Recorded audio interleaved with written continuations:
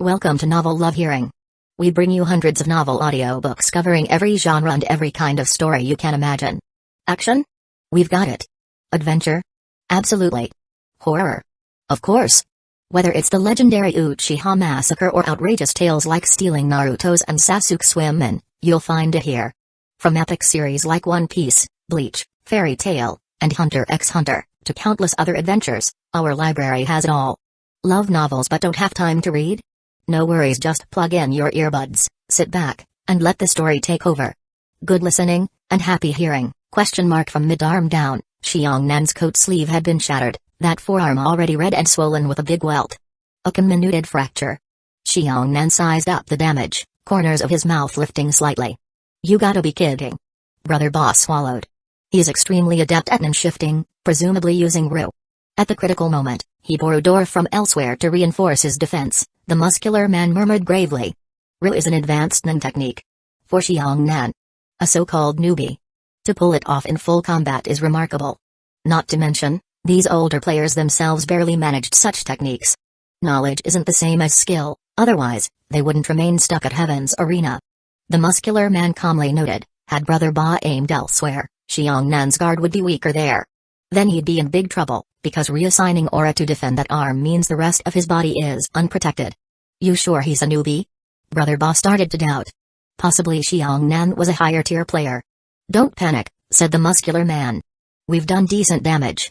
If he were truly advanced, he wouldn't be pressed like this. Keep at it.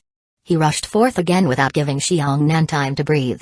Brother Ba trailed behind, using the brawny man's huge body for cover, ensuring Xiong Nan had to watch for a surprise hand from behind. In mere instants, the muscle man once more hurled a sweep kick. Meanwhile, from behind him, Brother Ba sprang forward, waiting for Xiong Nan's reaction to land the coordinated strike. Xiong Nan dodged again. Brother Ba's eyes flashed. Here it comes. He lunged, palm aiming at the safe zone Xiong Nan had moved to. SHHK. At the instant he closed in, Brother Ba felt a chill along his neck. His momentum abruptly ceased, body staggering past Xiong Nan's side before collapsing onto the ground. What's going on? That's blood. My blood? He blinked at his outstretched hands, doused in crimson streaming from his throat, a wound he hadn't even noticed. His mind went blank. He slit my throat? He realized. Forcing his head around, he glimpsed Xiong Nan still brawling with the muscular man up ahead. Neither had looked his way. He simply couldn't understand how Xiong Nan abruptly killed him in one strike, when moments earlier he seemed unable to do so. Thud. Before he found the answer, darkness swallowed him. He fell lifeless into a pool of blood. Freed of the second attacker's pressure, Xiong Nan faced the muscular man more comfortably. He focused on avoiding direct hits from that terrifying double-impact punch, preserving distance. Pa! Xiong Nan stomped the man's chest, using his broad frame as a push-off to leap backward. Simultaneously, a flurry of scalpels flitted from his sleeves as hidden projectiles. The muscular man, forced to cover vital spots with nin, had to hold ground. Then Xiong Nan landed. Seeing him come closer, the strong man advanced carefully into striking range, preparing to guard or attack as needed. Nice approach. Xiong Nan's eyes flickered. He extended an arm, a flicker of black, seemingly aiming for the man's face. But in that moment, the brawny man's body stiffened. He'd fixated on Xiong Nan's hand, intending to react with Ryu, distributing aura for defense or offense. Yet Xiong Nan vanished from sight. Body reappearing behind him. Two silhouettes back to back. Protruding from the large man's neck artery was an entire scalpel, leaving only a small silver handle exposed. Your usage of nin is a bit crude, Xiong Nan said calmly. Switching between offense and defense wasn't fluid enough. By funneling your aura for either hitting or blocking, you left openings as you reallocated each time you saw me move. I watched that pattern. When you see me attacking, you shift to defense, weakening your offense. Then you see me go for a projectile, you strengthen offense, lowering your defense. Frankly, my own mastery of Geo isn't great either. But from the data you provided, I only needed partial aura sight to read your flows. If you guys had the habit of layering your aura smoothly, you wouldn't be so vulnerable. Anyway. He trailed off, jamming both hands back into his coat pockets. I gave you guys multiple chances, and none worked out. So that's that. The muscular man remained silent and unmoving. He was fully conscious yet knew he was dead. Hearing Xiong Nan's footsteps fade into the distance, he peered toward his fallen comrade, then looked up at the sky. Comparing men and men, or players to players, there was just no contest. Indeed, No wonder they'd been stuck at Heaven's Arena so long. Clearly, they'd amounted to nothing. A sigh. The man coughed, pulling out a phone. Even as he moved, blood gushed down his collar from the neck wound. He had a few seconds left. "Hey, boss," he said into the phone. "How is it?" "We lost. Old Biao went after that girl, but hasn't returned. Zhao Ba and I ran into that Dr. Death. Both of us are done for." "Done for?" The voice on the other end froze. "The man probably realized you can't talk if you're fully dead. He left me alive for a moment," the big guy calmly explained, "so I'd pass a message. Boss, this man is different from us. His power is terrifying. I don't just mean his grasp. Blood loss was too great." Eyesight dimming, the big man sank to his knees, phone dropping from his hand as the line emitted only a busy drone. Chapter 55, Headache. When Xiang Nan returned to find Menman, she happened to be in a fierce fight with the player called Old Biao, their battle already nearing its climax. But it was clearly drawing to a close. Old Biao's suit had been shredded into strips, and his entire body was covered in knife wounds. Sensing Xiang Nan's arrival, Old Biao's expression changed. He realized that his two companions were likely already dead. Consequently, his fighting style shifted from stalling for time to attempting an escape. Yet for Menman, who had awakened her second personality and had not received a signal that her danger was over, she would not let any nearby living being go free. 2 minutes later, Old Biao was eventually stabbed in the back by Menman's dagger. But just as she pinned him to the ground, preparing to stab again, Xiang Nan suddenly appeared behind her. He grabbed her wrist, preventing the kill. "Leave one alive. I need him." Xiang Nan smiled. However, his words obviously had no effect on Menman in her berserk state. The strength in the girl's arm kept surging, as though trying to shake him off. But with her physical strength alone, there was no way to overpower Xiang Nan. On top of that, Xiang Nan released an aura of warning. At last he managed to restrain her. An operation-type ability, huh? He noticed the bizarre transformation on Menman's body. The white dress she was wearing had partly turned into some sort of female professional uniform. Coupled with the scuffle just now, that half-formal, half-dress state looked extremely out of place. Apparently this was Old Biao's ability. "Let's go. Their people should come soon to retrieve the bodies. There are quite a few of them. We'll head back to the hotel, then return to Heaven's Arena." With that, Xiang Nan grabbed the unconscious middle-aged man and strode away.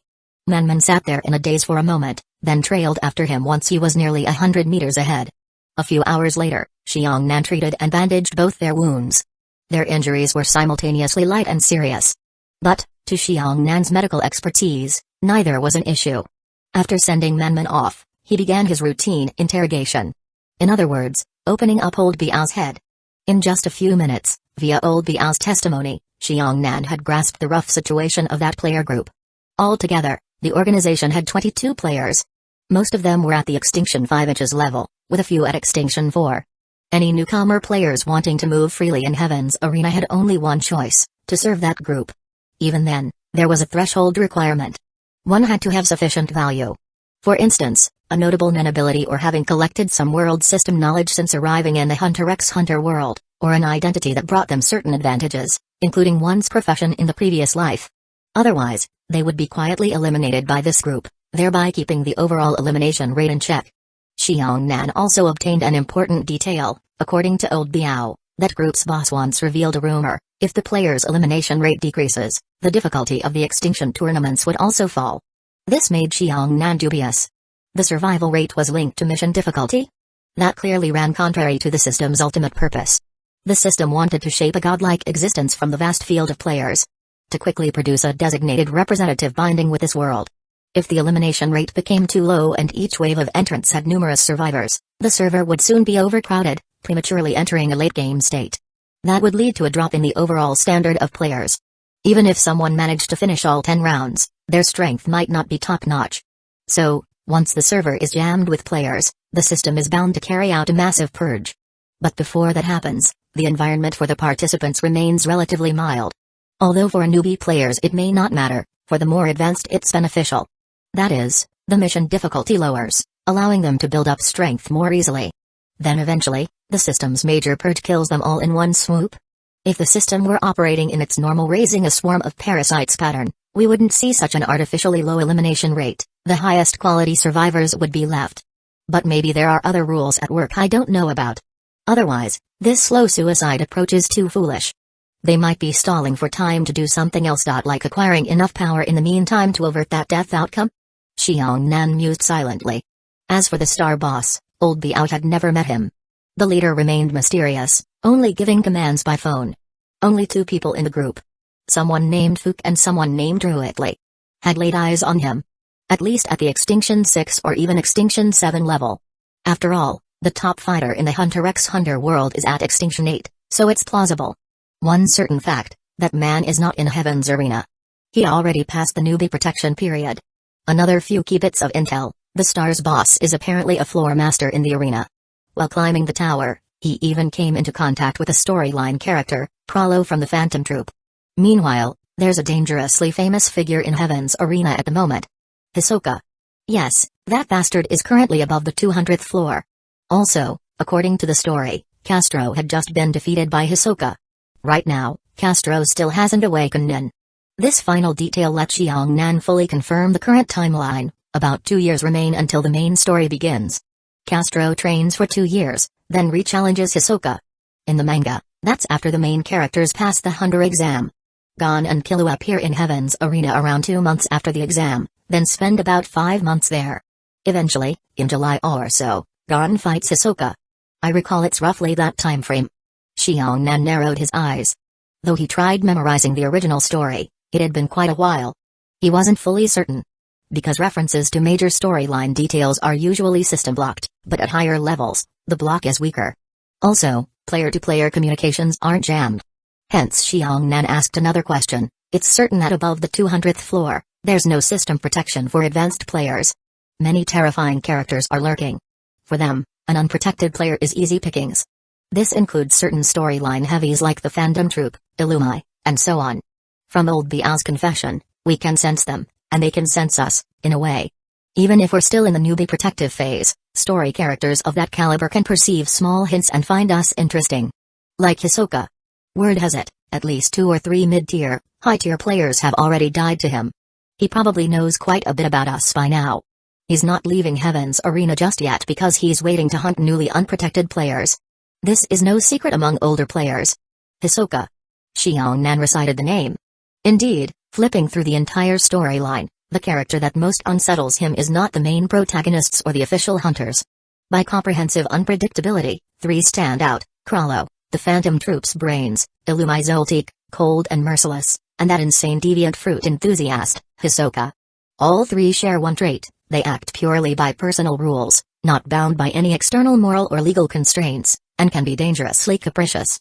Others, even the mightiest, do have some kind of baseline principle. These 3 simply do not. This is going to be tricky. Chapter 56, Mysterious Character. Xiang Nan returned to Heaven's arena with Menmen. Naturally, their return caught the attention of the other members in that player squad. However, given that their plan against Xiang Nan and Menmen had failed, especially with 4 of their people having died, those in the group known as stars no longer dared take the pair lightly, especially Xiang Nan. After all, 4 of them had died. Among them was the muscle-bound man named Anton, whose strength was among the top in their faction. Yet he was killed, even in a 4-against-2 situation. The remaining players could no longer treat Xiang Nan as a mere newbie. As for Menmen, the group wasn't so concerned. In their eyes, although it was unclear what exactly happened during the fight, her real power in Heaven's arena was on public display. The real reason they failed could only have been their misjudgment of the black-clothed man's strength. This man was extremely dangerous. Even the hidden leader in the background had given a warning: continue observing Xiang Nan and Menmen, watch how things develop, and do not act rashly. As Xiang Nan expected, with them back at Heaven's arena, that group didn't dare move on him again. As long as they stayed inside Heaven's arena, the other players wouldn't easily try anything. In a sense, that meant as long as Xiang Nan and Menmen remained here, they were safe. However, the intel Xiang Nan had obtained from old Biao caused him to shift his priorities upon returning. Previously, when he detected certain possible storyline characters in Heaven's arena, he would only pay them mild attention. Now, whenever he sensed that half-fuzzy effect, the hallmark of a storyline character, he instinctively guessed that person might be Hisoka, or else, anyway, one of the plot figures. And he also took care to keep his distance. Oh. She won. Another victory. Congratulations to our Menmen on beating a tough opponent yet again. Since her arrival at Heaven's arena, she has remained undefeated. That's something nobody saw coming. Such a small body, containing such tremendous power. Plus that sweet, innocent look. Manman has undoubtedly become one of the hottest fighters in Heaven's arena right now. Let's hear it for her, folks. In the arena, Xiangnan sat off to the side in the stands, listening to the mech's exuberant commentary. The atmosphere in the venue was blazing. Under the host's excitement, waves of cheers came one after another. The seats were basically filled. The crowd's fervor for Manman's match was extremely high. Her looks and her fierce track record were a stunning contrast, which quickly attracted a massive group of loyal fans. Casual watchers were also very fond of her. According to the official Heaven's Arena website, Manman's matches typically drew higher viewership than other fighters on the same floor. Of course, Xiangnan had no doubt that the arena's admin might be doing a bit of deliberate hype. After all, in the end, it was a business.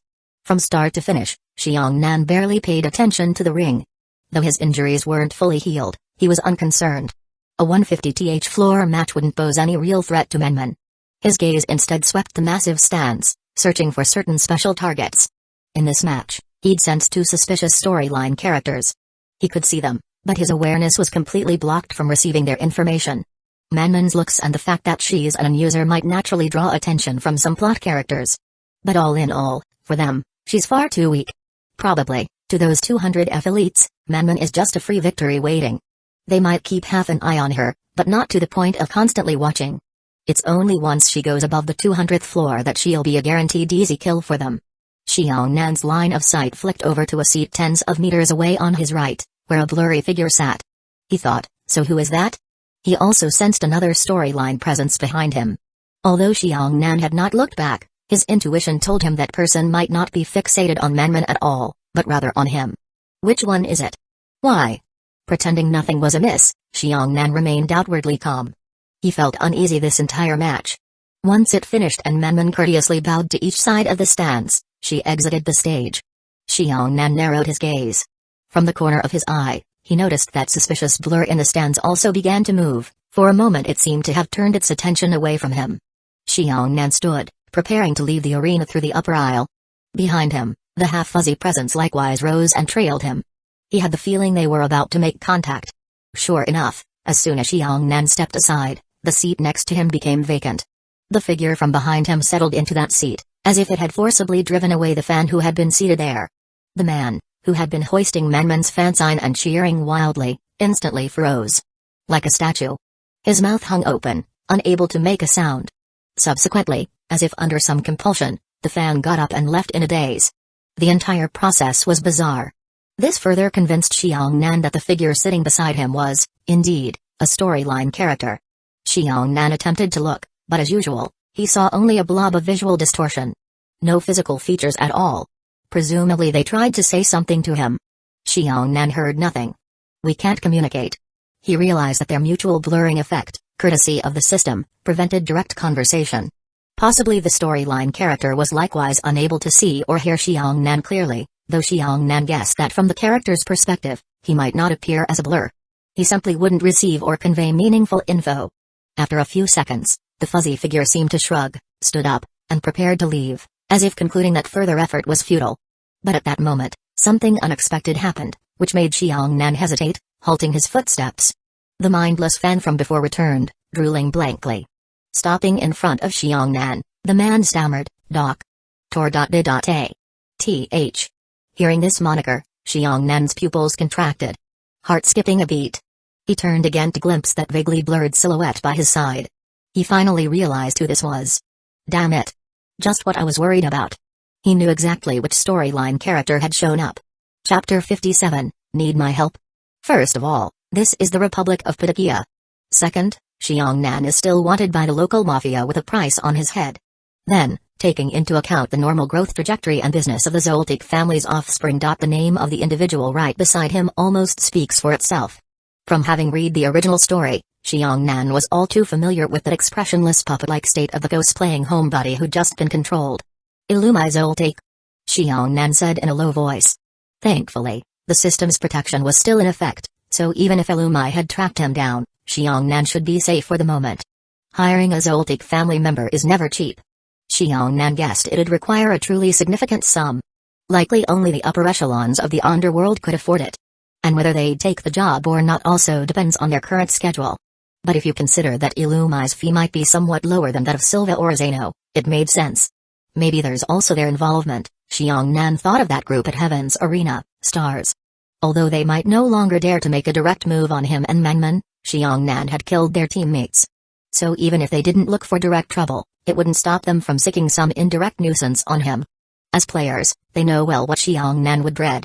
Possibly, they colluded with some of the mafia, leaking Xiongnan's whereabouts at Heaven's Arena, letting the latter hire Illumai to apply pressure. The mind-controlled otaku had evidently become a mouthpiece for communication between Xiongnan and Illumai. A third party who could bypass the system's restrictions. Honestly, it was rather clever. Xiongnan hadn't foreseen that. Illumai could indeed pull it off. On one hand, it showed how sharp Illumai was. On the other, it indicated he'd previously had contact with newly arrived players, enough to figure out how players' protective rules operate. And then found an exploitable loophole. No wonder high-level players avoided Heaven's Arena. And Stars dreaded those storyline characters. You do, after all, know me, and you're well aware of my inability, yes? The otaku repeated Illumai's lines in a halting voice. I was hired by the Mafia to kill you. But for now, it seems inconvenient to do so. Could you maybe die on your own? Xiongnan. 2 lifetimes, and he'd never come across anyone so shameless. Even though the messenger's tone and expression somewhat differed from the original, Xiongnan could guess how Illumai must have looked when he said it. Like it was perfectly normal to ask someone to go kill themselves. He's got a screw loose, Xiongnan thought, expressionless. I'm afraid not, he replied to the controlled otaku. Finishing that line, he simply rose to leave. All of you, the ones like you. Seemingly at first, you have some mysterious power. Protecting you. But wait a while, that power eventually disappears. You must realize that, by then. You'll still die, yes. The otaku said, stumbling over the words as Xiongnan headed off. Xiongnan halted and turned, smiling. I've still got quite a lot of time left under my protection. Given how busy the Zoltik family usually is, and how trivial a job killing me must be on their list, I doubt they'd spend too much time on it. Besides, those small mafia families can't possibly afford an extended contract. If your arrangement was time-based, you must be getting anxious, right? So you won't be able to complete your assignment. That likely hurts your reputation. A 100% success rate? Could I be the first failure? He let out a mocking jab, then turned as if to leave for real. No, oh. I am quite aware of people like you. I only wanted some spare cash. But as it turns out, not so simple, huh? Anyway, for me, killing you is typically a matter of kill first, then accept the commission. So in this sense, it's not a failure. Really not gonna think it over? If you'd just die now, it'd help us both out, you know. The man's voice behind him, growing fainter with distance, fell on Xiongnan's ears. Xiongnan made no reaction, strolling out of the spectator stand's tunnel. So it failed, somewhere else, Illumai Zoltik. Long hair cascading, blank-faced and hollow-eyed. Sat in his seat, one leg crossed over the other, hand cupping his chin. I see. That lines up with my suspicion. He evidently has a decent handle on that ability of yours. I was hoping to earn a bit of easy money. Well, guess not. He rose to go. Flicking his wrist, the hypnotized fan collapsed on the spot, with the needle in his skull dropping to the ground. Yo. Suddenly came a greeting from behind. Illumai turned, spotting a familiar guy. Blood-red hair styled flamboyantly high, slender but toned figure leaning lazily against the railing, face painted with star and teardrop motifs. He wore clothes decorated with plain card suits. That man gazed over with a faint, teasing smile. His gaze seemed lazy, yet beneath it shone a dangerous spark. Oh. Hisoka. Illumai said flatly, speaking as if bumping into Hisoka was no different from seeing a random roadside plant. I saw that, you know. Hisoka, arm resting on the guardrail, drawled in an oddly flirty tone. In his other hand, he idly flipped a small deck of flowery playing cards. Need me to help? Hisoka glanced at Illumai, lips curving impishly. I can kill him for you. No charge. He paused. Illumai's dull eyes bored into him for a few seconds. When did we become friends? He at last responded woodenly. Hisoka said nothing. Then Illumai turned away, walking off without fanfare. For an instant, the cards vanished from Hisoka's hand. He made no move to stop Illumai or press further. He merely leaned again on the rail with that same faint grin. Though there seemed a hint of disappointment in his eyes, like a child whose toy had been taken away. Chapter 58, One's Growth. Illumai's appearance definitely caught Xiongnan by surprise. But given his newbie protection period, Xiongnan didn't give it much weight. because he still had his own matters to attend to. There was no time to waste on something like that. As for whether Alumai would continue making trouble for him later on, Xiongnan would be ready anytime. If he wanted to keep going in this world, living with fear and hesitation would certainly not last long. Another week passed, and Menman finally advanced beyond the 150th floor. Her climbing speed noticeably slowed. Once she was above floor 150, her disadvantages began to show, and her weaknesses became obvious. It was very simple. Even if she possessed Nin, in her main personality state, Menman, despite being able to channel some basic offense or defense, still had no way to effectively strike back against skilled fighters who had refined combat techniques. Her offensive and evasive moves, as well as her on-the-spot thinking, were too naive. Even if she had an Nin boost, it was meaningless if she couldn't land a single hit. As for Nin techniques, Menman still wasn't making any real progress. Hence, in her matches, a typical sight was, at 150-plus floors, her opponent would just wildly pummel her. Yes, pummel. Frenzied, storm-like martial arts combos practically left her no chance to defend, only to raise her arms to shield her head. She was somewhat lucky that, with Nin providing a baseline layer of protection, her opponent couldn't break her guard in a short time. But if her aura got drained completely, then the tide would change. In fact, Xiongnan had taught her a method. Using malevolent intent combined with her Nin aura to scare off opponents in battle. At this stage, most normal fighters simply could not withstand a burst of Nin intimidation. However, the degree of that intimidation also depends on the user's own mindset and spirit. Because the main Menman was just a timid young girl, she wasn't able to muster hostility from her own heart.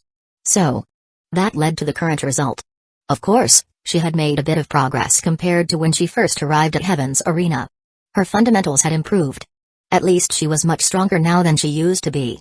Because Nun protected her overall life state, she rarely awakened her second personality in the middle of fights.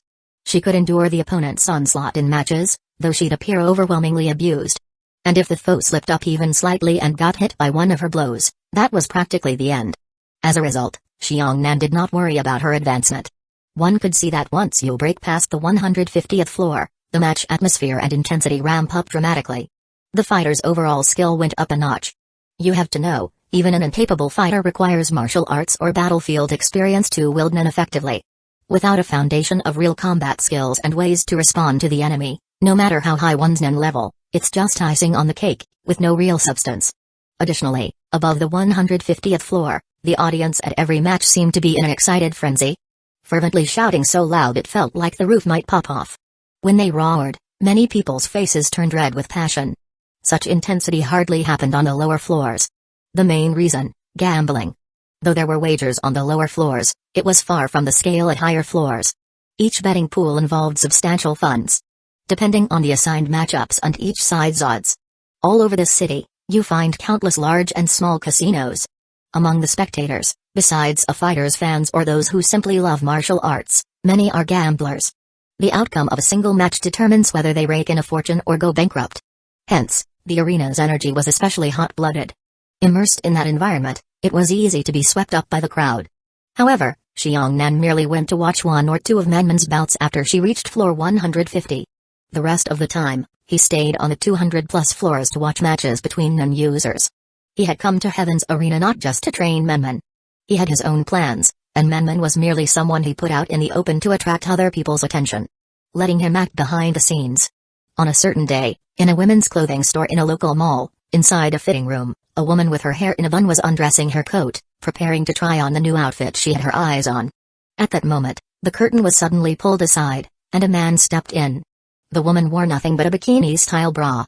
She was just holding the new garment in her hands, and, seeing someone barge in, she showed no sign of panic. She didn't even look up, simply giving a faint sigh of annoyance. "Want an autograph?" She assumed he was a fan. This sort of thing was not the first time she dealt with it.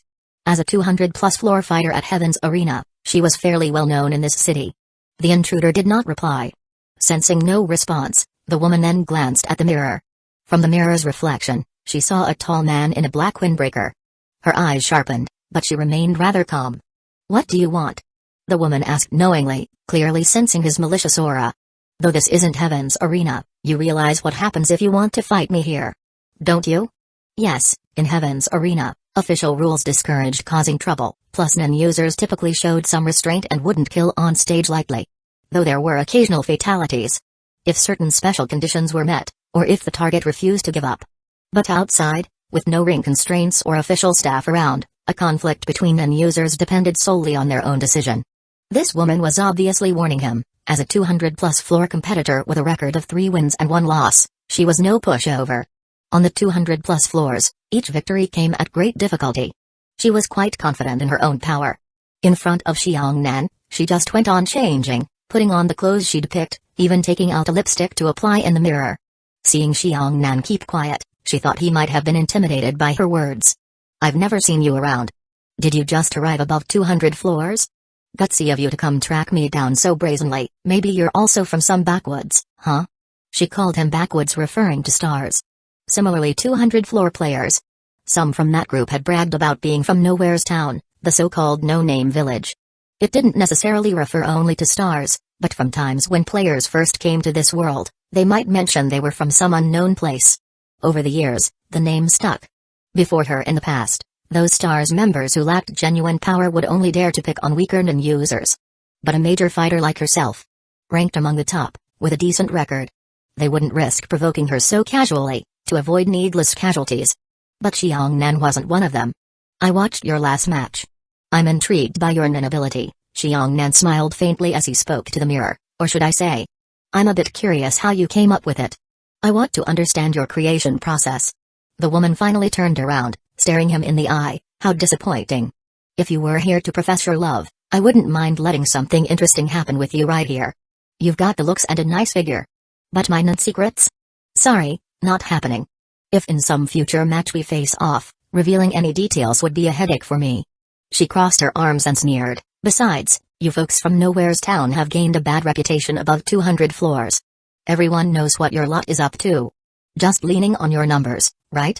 Alone, you can't stir any big waves." Having said this, she gave a mocking grin and made to leave. Xiangnan simply shifted a half step to block her path. "Really won't consider it?" he asked, smiling as he slowly pulled on a pair of white gloves. Sensing danger, the woman retreated a step, abruptly flaring her aura. In an instant, pinkish fragrance diffused through the cramped fitting room. She gave a cold smirk, eyes brimming with killing intent. But in the next moment, her face froze. Because she realized her nin ability was having no effect at all on this man. "Why you?" She immediately recognized the implication. Her ability produced an aromatic body fragrance, imposing certain effects. Given how thickly the scent now blanketed the small space, in theory she'd hold a natural advantage. She was an emitter type, release type. Yet the man seemed entirely unfazed. Her ability required that the target have some interest in her, that is the natural attraction a female might hold over a male. If that condition were not met, it wouldn't be triggered. Clearly, he wasn't drawn in at all. Possibly, he didn't even see her as a woman. Or thought she had zero appeal. A white-gloved hand reached through the pinkish haze and seized her head. "When I watched your match, I guessed as much. Yes, your nin design is straightforward enough." Xiangnan gave a casual chuckle. And just as she was about to cry out, the other hand clamped her throat. "Since you won't tell me, I'll just have to forcibly take it myself. Don't worry. This won't take long." Hearing him speak so close at hand, the woman felt a deep chill in her bones. His motion was too quick, too ruthless. She didn't even have time to react. At that point, she realized, this level of skill definitely wasn't from those Nowhere's Town nobodies she was used to. Chapter 59, Preparing and Development. Not long after, Xiangnan left the shopping mall. Inside the women's clothing store, a shop assistant happened by and noticed blood flowing outside the fitting room. She covered her mouth, frightened, and timidly walked up to pull aside the curtain. A moment later, a piercing shriek resounded. They saw that, inside the small fitting room enclosure, a woman lay collapsed in the corner. Her limbs splayed awkwardly. Not only did her head appear cut open, but her expression and features were locked in terror, as if she had seen some kind of demon in her final moment. Very soon, the others in the store were alerted and came running. Upon beholding the scene, they too froze in icy dread, and quite a few customers who had been browsing promptly fled in panic, not daring to linger. Compared to the chaotic crowd, however, there was a man calmly standing not too far from the fitting room entrance. When the shop assistant pulled aside the curtain and saw the body inside, Hisoka, his fingertips holding a playing card over his mouth, showed a gracefully curved smile, his eyes taking on a slightly deranged glint. For other people, it was a scene of unspeakable horror. For him, it was utterly delectable. His expression was tinged with relish, almost intoxicated. He wasn't particularly interested in that Nowhere's Town crowd, Even though he likewise could not toy with them, based on Heaven's Arena data and footage, he was able to conclude that most who claimed to come from that mysterious place were small fry. Far too weak. He found them unworthy of a glance, not worth his time.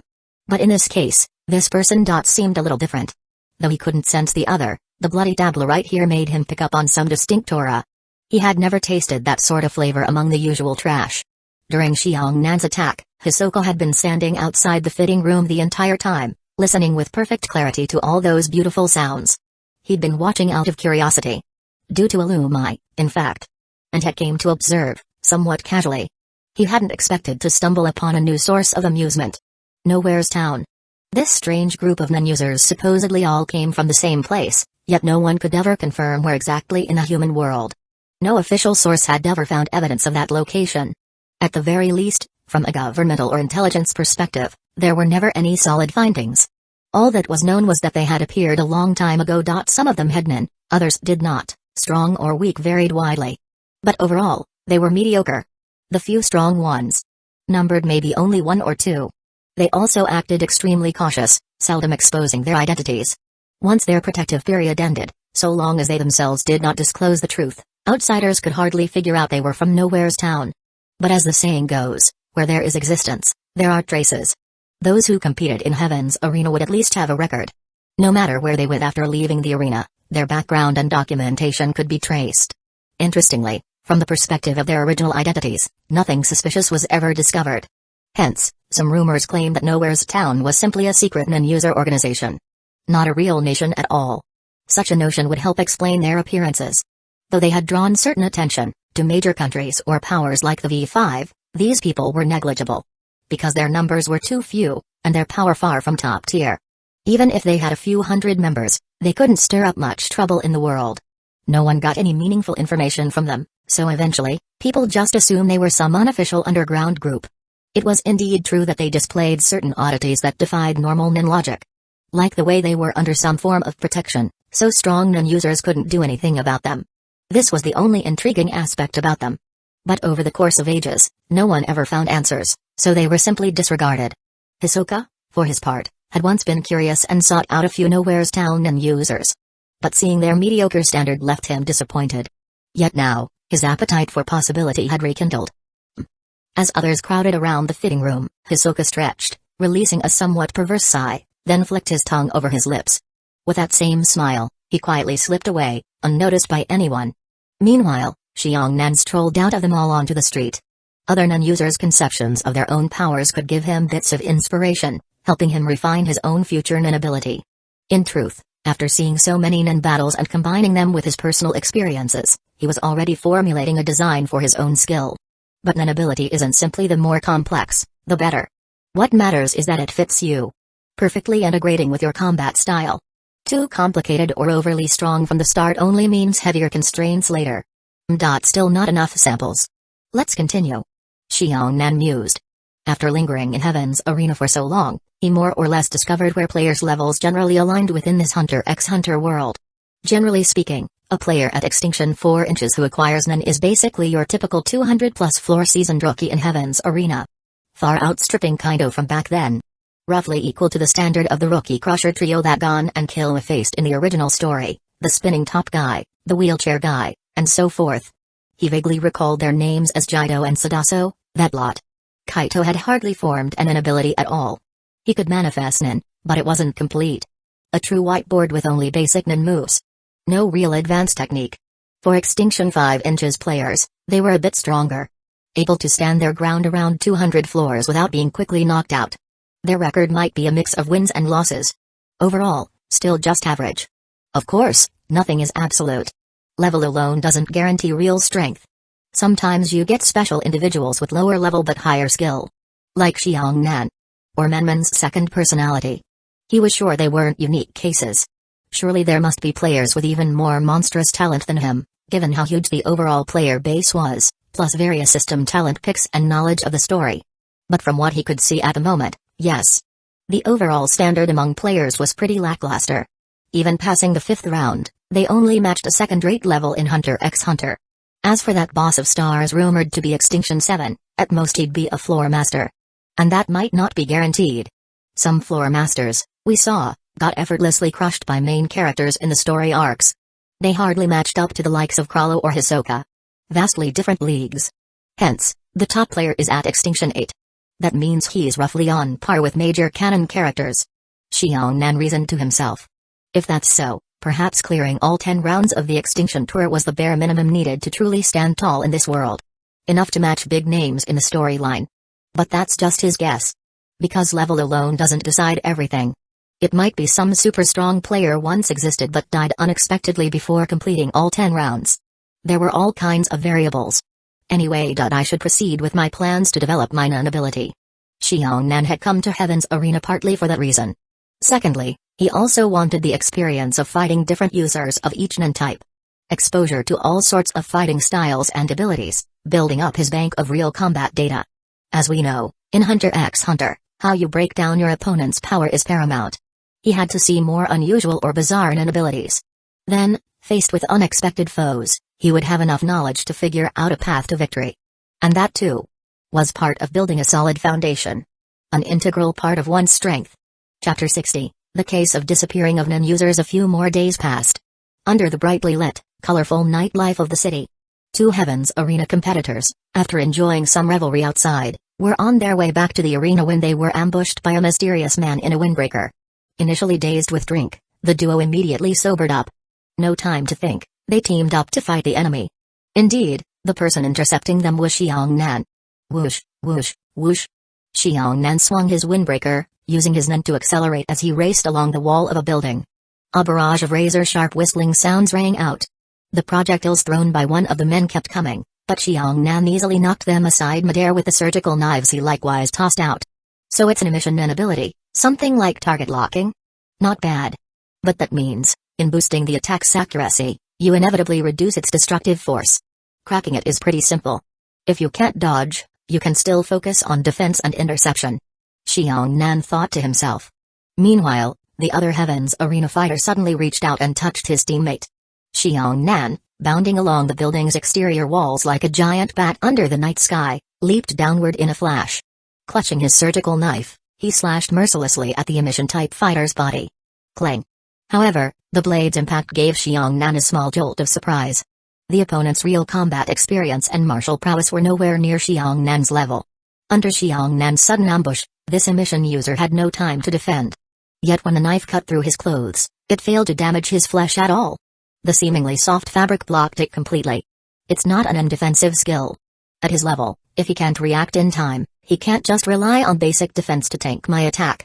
That means the fabric's texture itself must have changed. Reinforced until it's practically metal. Comprehending immediately, Xiongnan's gaze flicked toward the variation, transformation-type man standing behind the emission-type user.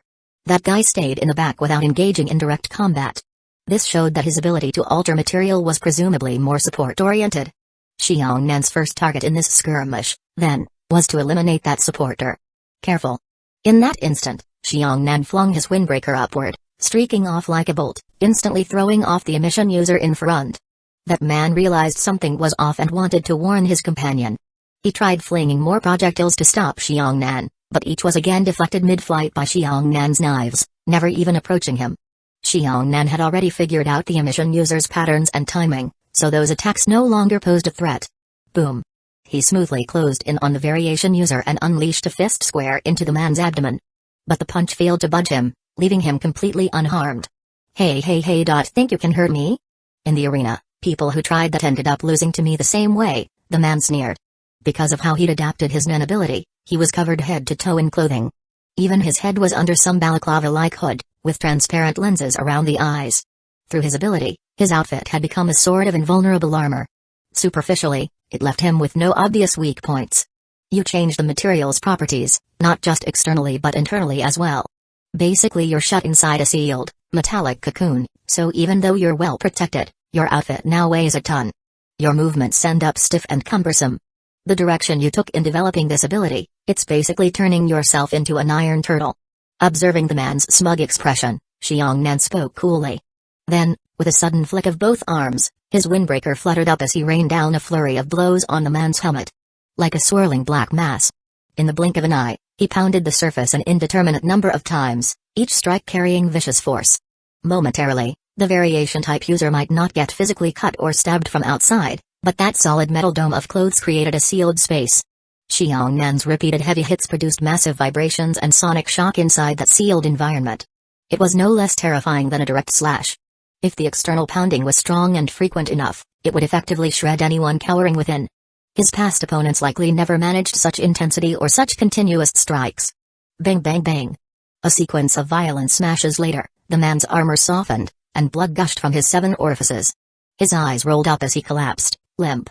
The violent reverberations had turned his brain to pulp. Next, Xiangnan didn't even glance back.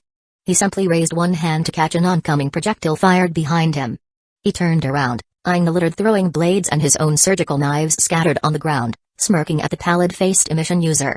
Running out of ammo, I suppose? I'm pretty much out of scalpels as well.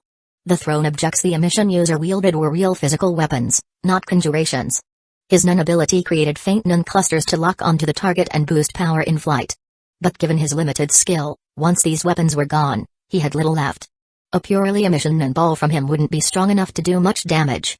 He's worthless now. His brain's done for, so you're the only one left. Xiangnan curled his lips into a faint grin. Ah! The emission user cried out, petrified by Xiangnan's smile, instantly turning to flee. Xiangnan set off in steady pursuit. Elsewhere, on a building rooftop overlooking the whole scene, Hisoka sat with one leg perched up, toying with his playing cards. He watched the melee unfold below, the entire spectacle reflected in his eyes. Hey hey! As the excitement in Hisoka's gaze gradually settled, a nighttime breeze rustled the cards in his hand, scattering them across the wind. He let out a low, mischievous laugh. With time, a tense mood was spreading among the 200-plus floor fighters in Heaven's arena. 7 or 8 of them had abruptly gone missing. No one knew their whereabouts. Among the set of combatants on the 200-plus floors, everyone was at least slightly acquainted and generally stayed in the arena between matches. They wouldn't just vanish without warning. But these people all disappeared overnight, leaving no clues. It was strange. Like some sinister plot was overshadowing them all. Chapter 61, Limited Growth. Some days later, inside Heaven's arena. On stage, as a competitor, Manman was beaten to tears. Everyone had already studied her information thoroughly, they all knew this young girl lacked fighting skills, had no real techniques, and was very inexperienced. The only thing to watch out for was her extraordinary defensive power and attack power. Hence, as long as they could avoid her strikes while focusing on pounding her body, they believed they could win. Though the girl's physical defense was also frightening, some people had watched her matches and discovered that as the battle dragged on, Manman clearly showed signs of fatigue, and even her defense significantly weakened. Therefore, if the fight went on into the late stage, they believed they could secure victory. Indeed, Manman's amount of aura, Nen, was not large. Very thin. She used Nen to diminish her sense of pain, meaning she could not feel injuries. Over time, she naturally couldn't keep up. Moreover, her main personality didn't know any Nen techniques. During fights, feeling panicked, she would unwittingly waste a good deal of aura. This further accelerated her aura consumption. By the time she reached the 170th floor, a common sight in Manman's matches was that nearly all her opponents danced around out of range, hardly ever going in close. And Manman's tears weren't from being hit, but more from frustration. Because after all, if you can't hit your opponent even once while getting pummeled yourself, you're bound to feel upset. Crucially, she knew her boss was watching her match live today. As an employee, she felt she was embarrassing herself, hence feeling a bit miserable. A girl's emotions can just arrive without warning. Xiangnan, however, didn't really mind. Even though he had time to come watch from the sidelines, he stayed focused on his reading material most of the time. He would occasionally glance at the ring, not caring about the result at all. It's you, right? Just then, a person approached Xiangnan and spoke coolly. It was the provisional leader of Star Alliance, that band of players. After that conflict they'd had earlier, they had temporarily called things off, leaving each side to observe the other. Everyone in Heaven's arena had known about them, and the two sides had run into each other not just once. Clearly, this man's question was directed at the recent string of unsettling disappearances. Those missing Nen users. Need something? Xiangnan did not even look up, replying rather dismissively. The man had fair skin and shoulder-length hair, a rather debonair vibe, plus some ear studs. Star Alliance knew Xiangnan's background inside and out, that he held a significant position in the military, able to erase or cover up certain incidents from the public. Not even the news had reported it. But from the perspective of a fellow player, Xiangnan's intentions were too obvious. And with that Dr. Death moniker, they knew Xiong Nan had led his troops to hunt down Nen users in the past. Most likely, it was to gather experience or intel about Nen. Outsiders might not figure out who the culprit was, but Star Alliance's members had no doubt that Xiong Nan was behind all those missing fighters in Heaven's Arena. Previously, we really did underestimate you, leading to some misunderstandings. But we also lost some of our members. Now we're minding our own business, though you're out here indiscriminately killing non-users. This is going to impact our plans. There weren't that many 200-plus floor fighters to begin with, and we rely on them to rack up wins. Now that you've killed them, what about us? A lot of them realized something was off and fled preemptively. We don't even have any decent sparring partners left. You owe us an explanation, don't you think? The man said icily. And what's that got to do with me? Xiong Nan flipped a page of his book without looking up. Come on. The fights on the 200-plus floors aren't that short of powerful contestants. They're still around, right? The only reason you're complaining to me is that none of you in Star Alliance dare challenge or provoke those more dangerous folks. So you pick easy targets. Hearing Xiong Nan's words, the man's expression turned grim. We've been watching you for quite a while. Honestly speaking, from my observation of your group, staying here in Heaven's Arena is now totally pointless for you. If you truly want to get stronger, Heaven's Arena can't do that for you. The environment and resources here will never lift you beyond your present level. There's so much you could learn or grasp, yet you're like a group of blind men who see nothing. I'm killing non-users for personal reasons. No need to explain that to you. My honest suggestion is, just leave. Some external experiences and uncertain journeys might actually change the course of your lives, and raise your limits a bit more. Otherwise, if you stay, your progress will remain minuscule. For a low-level player to speak so condescendingly, lecturing them as though he was some senior figure, the Star Alliance leader looked like he couldn't hold in his anger. Are you sure you want to break things off with us? The man exhaled sharply. It was you who tipped off those mafia people, bringing Illumi Zoltik into this, right? Xiong Nan spoke calmly. I haven't even settled that score with you. If you're displeased, feel free to make a move anytime. Just as well, the 200-plus floor non-users have gotten cautious, so I'm running short on targets anyway. Switching to hunting you might be even better. You guys are obviously more valuable as prey. Xiong Nan cast a mean grin at the man. The man's gaze darted around. Ultimately, he didn't dare spout threats and simply turned away. In Xiong Nan's eyes, the Star Alliance rep's appearance was just a small episode. Once the other man left, Xiong Nan resumed his reading. Soon afterward, raucous cheering erupted inside the arena. Though battered, Mangman ultimately won. Xiong Nan closed his book and rose to leave the venue. Chapter 62, Arranging Mangman's Fight. Whoa, it's appeared again. Mangman's incredible form. Inside the venue at the 190th floor, the announcer cried out in shock. A wave of commotion stirred through the audience seating. On the ring, the second personality of Mangman had awakened, and she clutched a bloody chunk of flesh in her hand. Torn from the fighter she had just sent flying out of the ring moments ago. If, at the 170th floor, Mangman could still rely on protracted standoffs, waiting until the last of her aura to clinch a victory. Once she rose above the 180th floor, the pure gap in martial arts technique made it much tougher for her to maintain the advantage of her aura. Mainly her body was too frail. Her aura level too low. Although she's older than Gon or Killua from the main storyline, strictly in terms of physique, she's miles behind. She can't even compare to them physically, or even to Zushi for that matter.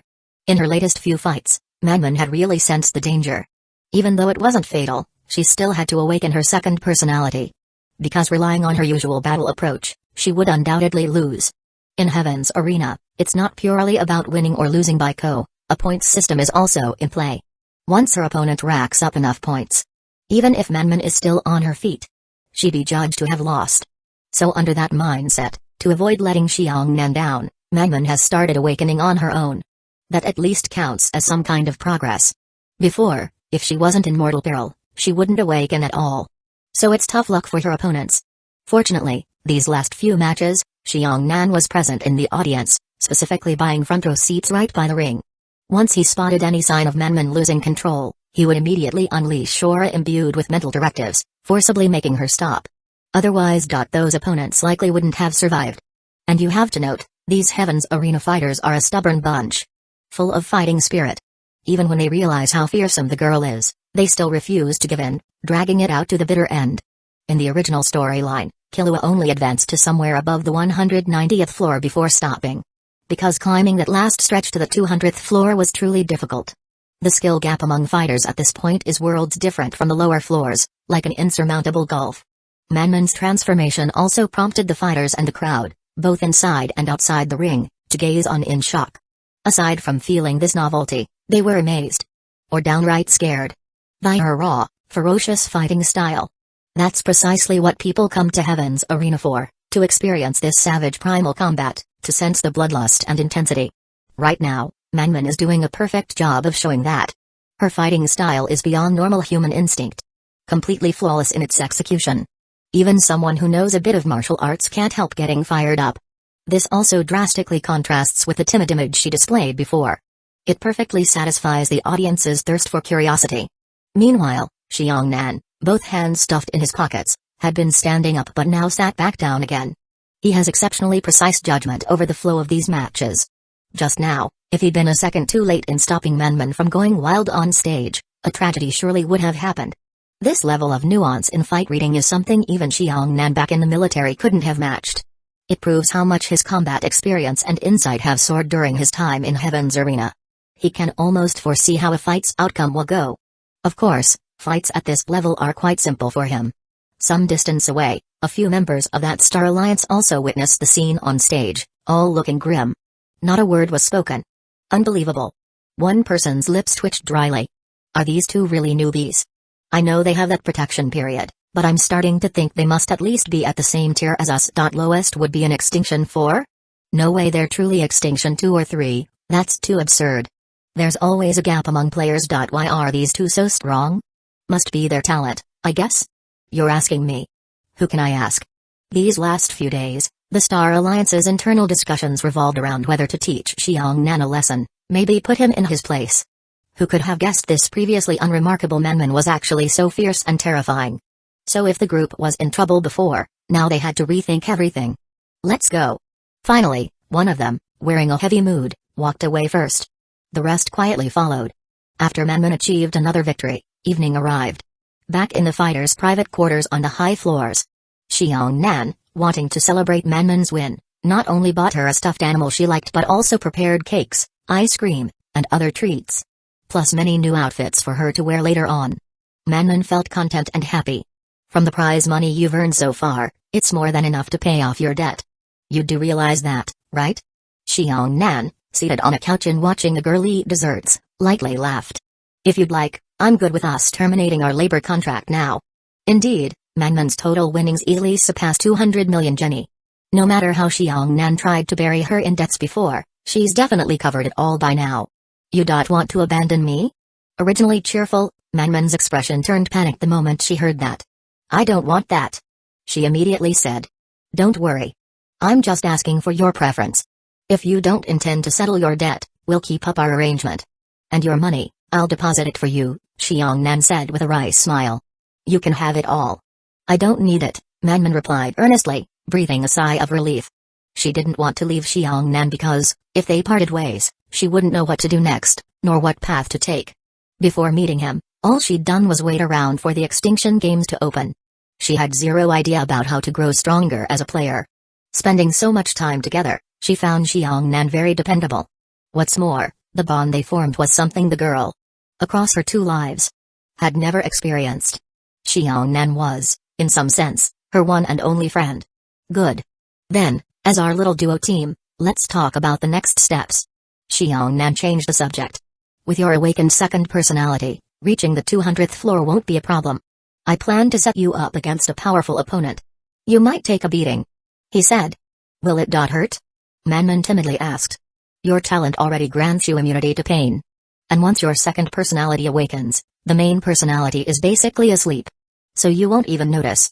The match itself will have little to do with your primary self, Xiongnan responded, smiling.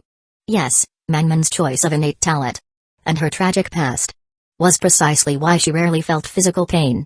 However, even though the system gave her some pain immunity, she still felt something on a psychological level. Meaning that in purely neurological terms, she wouldn't feel pain, but on a mental, emotional level, she was deeply wounded. So, until her mental scars heal, it's almost as if her special ability is wasted. Pity, really. Alright, Manman nodded hesitantly. Another thing is about your illness. I'm having you fight a strong foe so you feel pressured, Your second personality thrives under that pressure. I've mentioned before that, as a doctor, I might be able to treat your problem, but I don't want to. I'd rather see your condition deteriorate. It's your inherent advantage, something I can't have. Negative growth is still growth. And from how it looks, the main personality still dominates the second so far. You can voluntarily awaken, which shows progress. Xiangnan explained. Oh. Menman didn't quite get it. Once you break into the 200th floor, get a taste of high-level battles. We'll then leave here and return to the military base. From there. We'll work on constructing our own abilities. Given our current levels, we're done gathering what we can from Heaven's arena. After a certain amount of growth, we can always come back. Alright, go rest, he finished, then got up to leave. Reaching the doorway, Xiangnan glanced back at Menman, wearing a half-smirk. To top-tier Nen experts, even Menman's second personality is hardly worth much. Just an easy victory. So there's no need for an invitation, someone will inevitably accept. If both sides agree, the match is arranged. By you might take a beating, he was rather understating it. There's no other way. This suits your situation, a unique training you need to endure. If you want to grow, that's the wall you have to climb. That thought flashed across Xiangnan's mind. He casually closed the door behind him. Chapter 63, Getting Hisoka's Contact Information. Hey, you want me to help her grow? I've watched her fights. That girl is extremely dangerous. I'm worried that on the ring, I might accidentally kill her. That's why I wanted to talk to you about it in advance. No problem. After all, it's a free win for me, and I'm not about to pass that up. But I can't promise I'll hold back. You're sure you want her to find me? As long as both sides agree, we can start whenever. I've taken that special card you gave me, so you'll have to fulfill your end of the bargain, too. Frankly speaking, you look way stronger than that girl. Far more dangerous.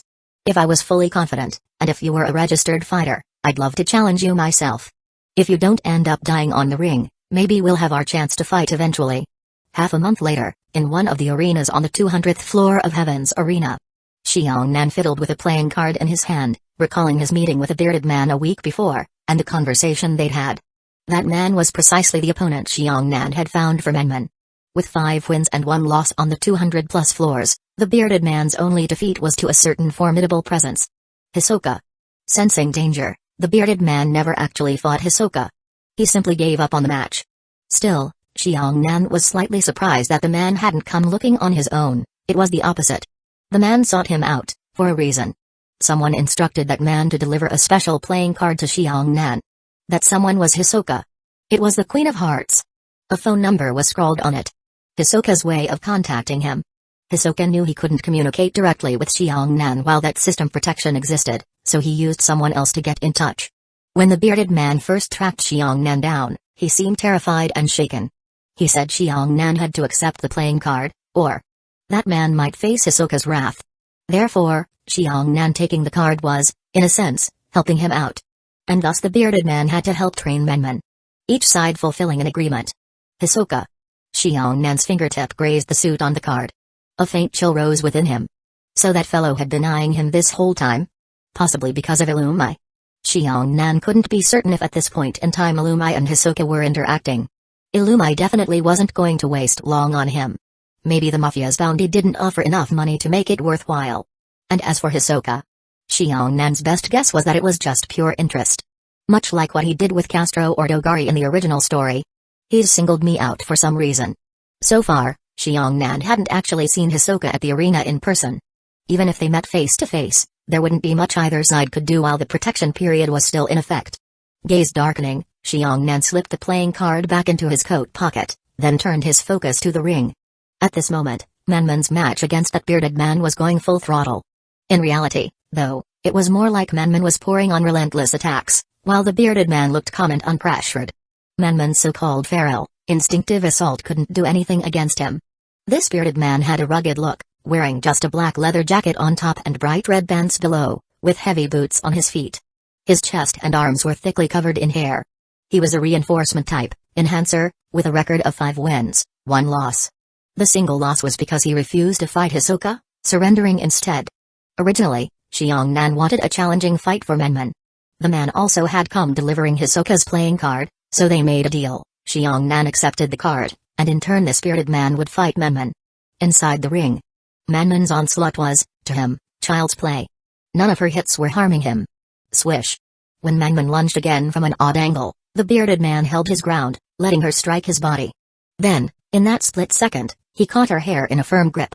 Lifting his powerful leg like a swinging battle axe, he smashed his knee into her midsection. This single blow left Manman's posture horribly distorted, knocking her off balance. You see, when Manman had previously faced other non-users, she relied on perfect body control to avoid losing her footing. But now, the opponent's raw power was something she couldn't defuse. Bang! Manman tumbled across the floor. The man's hand still clutched a fistful of her hair, which he casually tossed aside. What? Even in her awakened second personality state, Mangman hunched over, vomiting stomach acid mixed with blood. She panted in labored breaths, trembling so violently she could barely stand. Need a little break? The bearded man asked, not pressing his advantage. He'd promised Xiongnan that this match was partly about training Mangman, so he wasn't going for the kill. He was still returning a favor. Xiongnan had spared him from possibly incurring his Hisoka's ire by accepting that card, so on some level he owed Xiongnan. Saying that, he casually lit a cigar in the ring, giving Mangman a breather. Down below, the announcer cried excitedly, and the crowd roared. After all, Mangman was undefeated up till now, climbing nearly to the 200th floor. This was the first time she'd encountered such a dominating adversary. Meanwhile, in the stands, Xiongnan quietly exhaled and settled back into his seat. Wow, you sure are cruel. Letting that guy help her grow? I've seen her fights, she's a ticking time bomb. I'm worried she might get herself killed in the ring. From behind Xiongnan came a voice he recognized. One of the Star Alliance's delegates he'd confronted before, the long-haired man. The entire group was well aware how Mangman seemed to obey Xiongnan every command, as if she were a little sister under his guardianship. So seeing him personally arrange such a vicious matchup, letting Mangman endure that beating on stage, the long-haired man felt a chill. She looks so battered. Not your sister or something? You're not worried? But Xiongnan merely gave a faint smile, ignoring him. From the Star Alliance's point of view, it was as though Xiongnan was an emotionless demon who didn't care if his companion was in pain.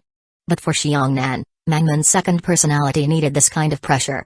That negative stimulus was the only way to force her mental condition to grow worse, paradoxically fueling her progress. Crucially, it had to be an outside party, not himself. Because a faint subconscious link existed between her main and second personalities. He could override her second personality with mental directives. So if he were the one dishing out the pain, she'd never fully lose it. For high-level battles among non-users, how strongly you harness your ability is the decisive factor. Facing the spirited reinforcement type, one can't just barge in. She'll have to rely on proper tactics, utilizing her nun in very specific ways to create opportunities.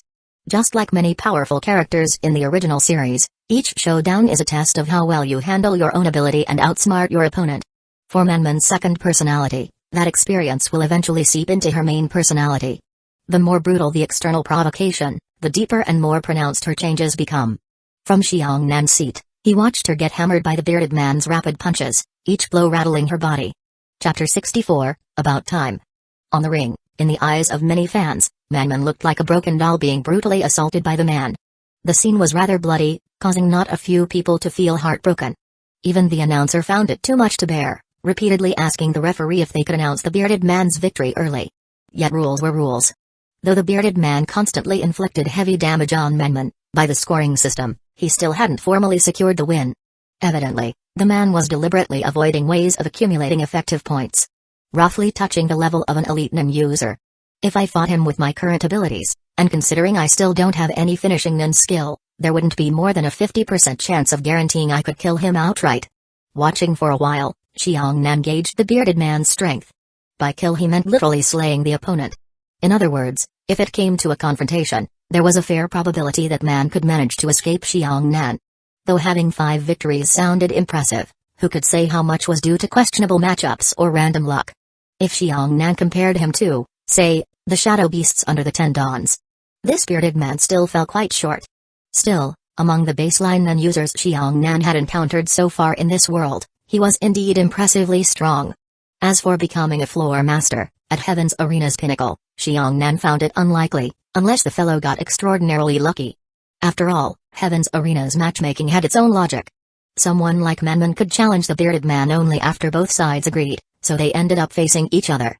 Otherwise, before long, the overwhelmed Mangman, willful though she was, found the gap in raw power too immense. Disheveled, she finally collapsed. Still biting his unspent cigar, the bearded man grinned. Ignoring the audience's boos and shouts, he turned toward the stands, where Xiongnan was, and lifted a thumbs up, indicating he had finished the task. Xiongnan rose to his feet and left. He knew that the Heavens Arena chapter was over, time for him and Manman to go back. A few days later, Manman woke up in a local hospital room.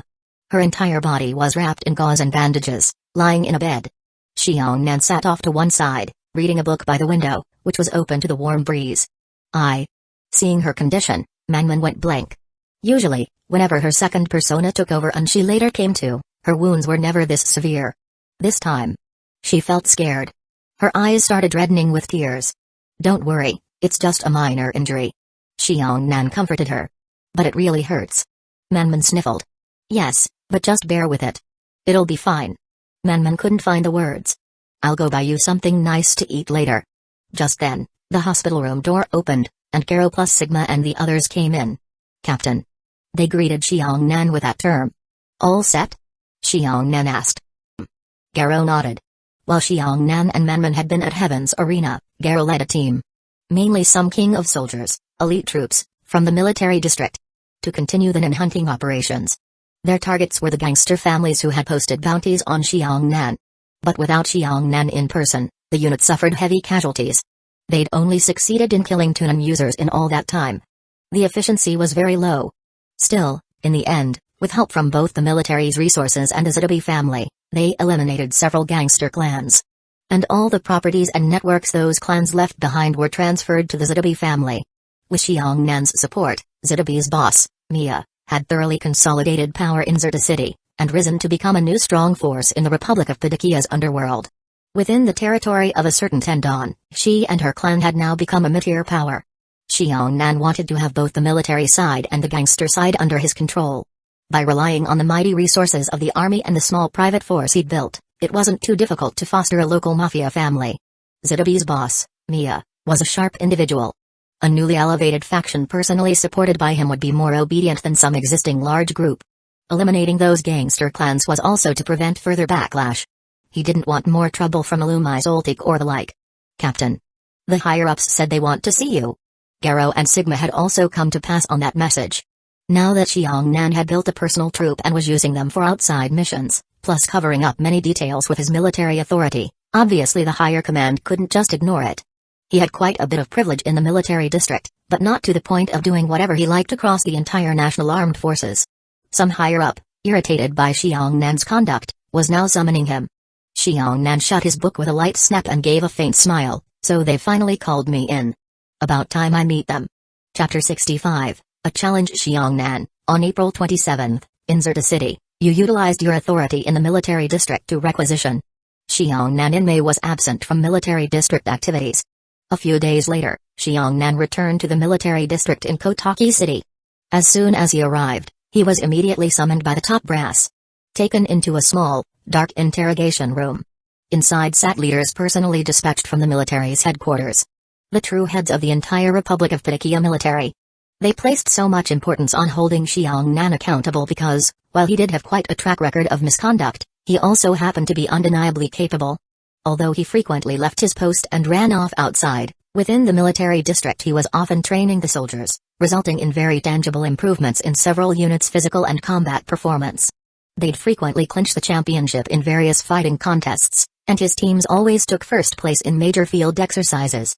Because of his involvement and the logistical medical plans and guidelines he formulated for real combat drills, along with the medical expertise and on-site surgery training he provided, practically the entire Republic of Padakia armed forces benefited. Moreover, in the military district, many people were truly convinced by him. Overall, Xiongnan stood out with exceptional merit. Besides, the missions Xiongnan led with Garo and others outside involved hunting down Nin users. A sign of his remarkable ability. And in Heaven's Arena, those Nin-using contestants he killed also indicated that Xiongnan personal strength was no small matter. As for the other events that caused some negative social impact, the high-ranking officers didn't particularly care. Those who died or got hurt were just normal people. Xiongnan could kill them at will. As long as it didn't blow up into a major public crisis. The main reason they came was to verify Xiongnan attitude. As a high-ranking serviceman, he still needed to show some respect for the military's chain of command. Additionally, he couldn't keep provoking the mafia. Although the army didn't really fear them, If it escalated to the level of the 10 Dons, it would become a real headache. They couldn't just stand by and watch Xiongnan stir up bigger trouble. In this dark room, a few glaring lamps shone harshly on Xiongnan, while several desks surrounded him. Behind each desk sat a stern-faced leader. Someone read aloud from a prepared statement, listing Xiongnan abuses of power and violations of regulations since he'd become an officer. "Anything you want to say for yourself?" a senior official asked coldly. "I figure the biggest reason we're meeting is probably the Mafia, yes. Or rather, the 10 Dons." Xiongnan said softly, smiling. "Indeed, with how frenzied the underworld can be, even for the Republic of Padakia's military. If we genuinely end up provoking the 10 Dons, it'll get troublesome. So it's not you who's worried, but certain higher-ups in the government, right? They told you to watch me, because if the 10 Dons decided to get rid of them, it'd be easy enough." Sigh. Another official let out a weary breath. "Since you're aware of that, you really do need to rein yourself in going forward." They too were under pressure, forced to come warn Xiongnan. Otherwise, they'd have to put significant effort into constantly protecting those politicians. The nation is supposed to have a program for training NIN users. I've heard mention of it from my superiors. In theory, with our army's cohesiveness and professionalism, we shouldn't be worried about the Mafia. Indeed, the 10 Dons' influence is huge, spanning multiple continents and all sorts of trades. They even do grey market deals with some countries. Even V5 may have connections to them. They look like a scattered underworld, but in reality, their cohesion is high, their influence can reach national scales. But for all that, the underworld itself has flaws." Xiongnan changed the subject. He handed over a prepared dossier to the leaders. "Phantom Troop? The Spider?" A few of the superiors thumbed through the pages, puzzled by what Xiongnan intended. "They are a band of thieves from Meteor City. A group of outlaws, one might say. They commit every imaginable crime and made a name for themselves quite some time ago. Each member is an NIN user with blood-stained hands." Xiongnan added, "They've roused utter hatred from the underworld. There have long been bounties on them. But so far as I know, it hasn't affected their operations at all. Recently, a world-famous tycoon was found dead at home. All his priceless treasures and high-value artworks stolen. That tycoon was a close friend of one of the 10 Dons. The man's house guard security supposedly rivaled the military bunker. Rumor is it was them again. In their eyes, even the 10 Dons you fear aren't worth much. Meanwhile, your entire national army claims to be powerless to do more? Isn't that quite laughable?" he asked. These documents were all compiled by Mia, the boss of the Zetabi family, under Xiongnan's instructions. After verifying the Heavens Arena timeline, Xiongnan was sure that in the current continuity, the Phantom Troop had long been notorious in the underworld. The leaders looked among one another, waiting for him to continue. Because they're strong. Each member is a rare NIN user. Even though they have diverse abilities, they're united as a team with intense synergy. Even ideologically they align. That's how they can run wild, unbound by conventional rules. What's your point?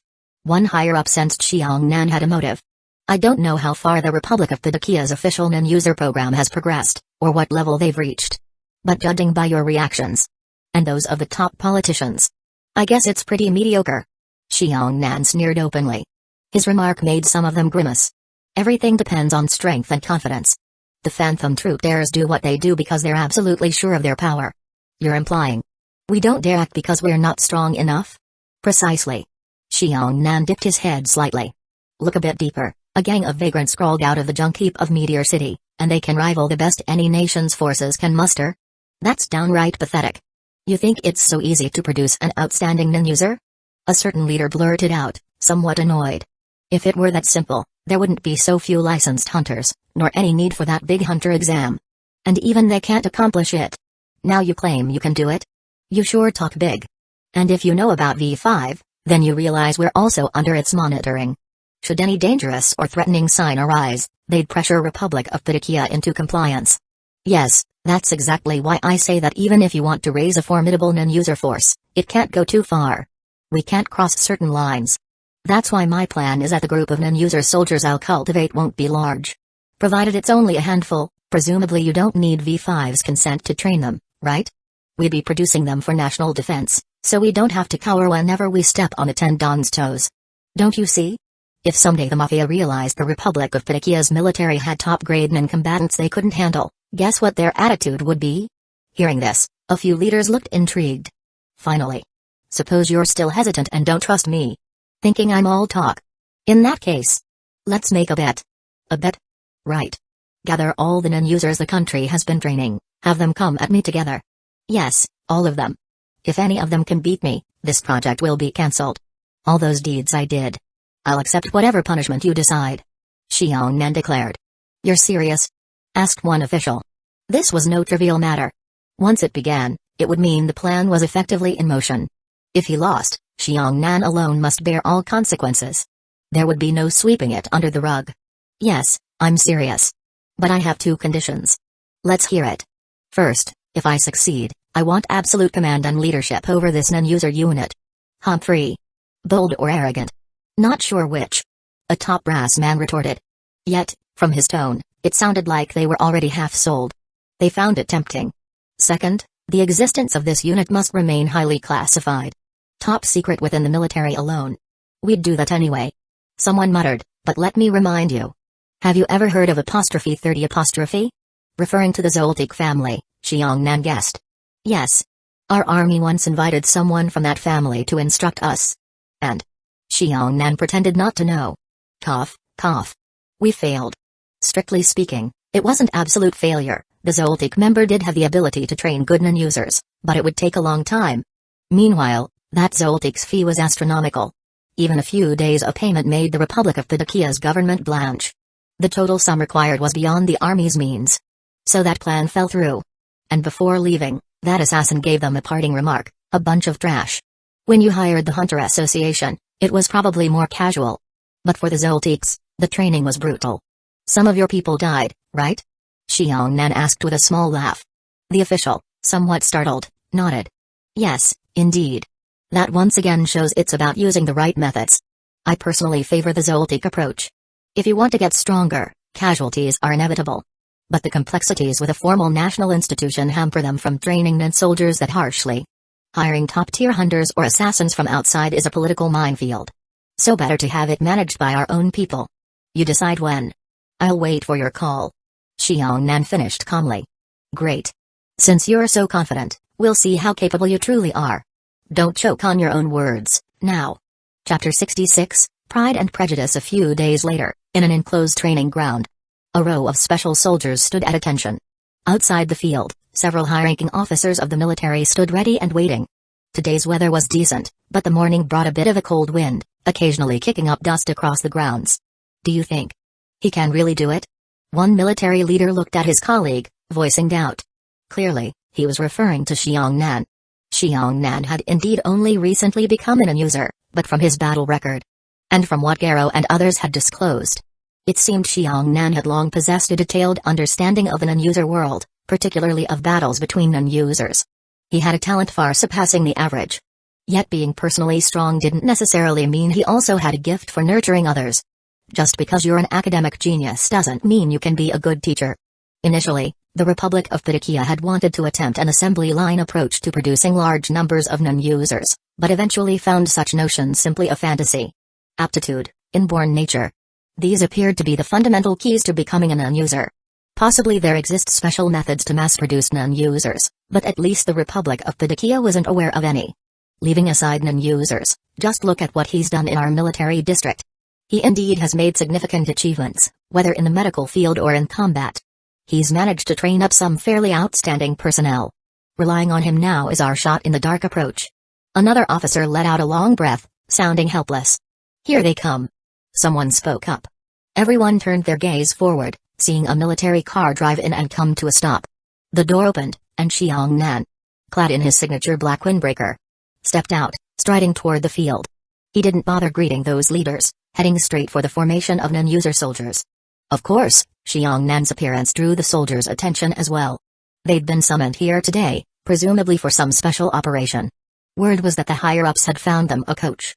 As for Xiang Nan's reputation, most of them had at least heard something. The man standing before them was, over the past year or so, the brightest star in Bartochia's military, enjoying tremendous prestige. Rumor had it he'd made numerous contributions, benefiting the entire armed forces, and had broken many records. He was only 30 years old. Quite young for someone of his position. An assessment, maybe? Not sure? So he's also an user, like us? Did the military train him up as well? But his aura seems pretty average. Regardless of his personal strength, he's our superior officer. Don't be so casual. Show some respect. I heard the higher-ups say whoever wins against him in this test might get a special commendation, an award of distinguished service. Ha. There's so many of us. Wouldn't that be a bit unfair to him? The soldiers all eyed Xiongnan, murmuring softly among themselves, but outwardly maintaining a stern, soldierly facade. Meanwhile, Xiongnan himself only needed one quick glance over this neatly aligned group to form a judgment. From the start, as soldiers, they were indeed different from the typical non-users out there, both in appearance and aura. They looked extremely disciplined, wearing uniform training gear, eyes sharp, exuding a certain killing edge. But Xiongnan shook his head, looking disappointed. His reaction was obvious to see, and the leaders observing from the sidelines all caught it. He made no effort to hide his disapproval. Hello, all. Our first meeting. Let me introduce myself. My name is Xiongnan. Presumably you've heard of me. Today, having you all called here, you can guess the reason, so no need for me to explain in detail. Xiongnan stopped in front of the lineup and spoke calmly. Just that shake of his head a moment ago caused about 10 or so soldiers to fail at masking their displeasure, looking mildly annoyed. You there, step out. Xiongnan directed one man, ordering him forward. The soldier in question, a typical white man with a bald head and muscular build, nearly 2 meters tall, stepped out as instructed. Yet the gaze he sent Xiongnan brimmed with defiance and scorn. How long have you been an user? Xiongnan asked. 4 years, the bald man responded curtly. 4 years, huh?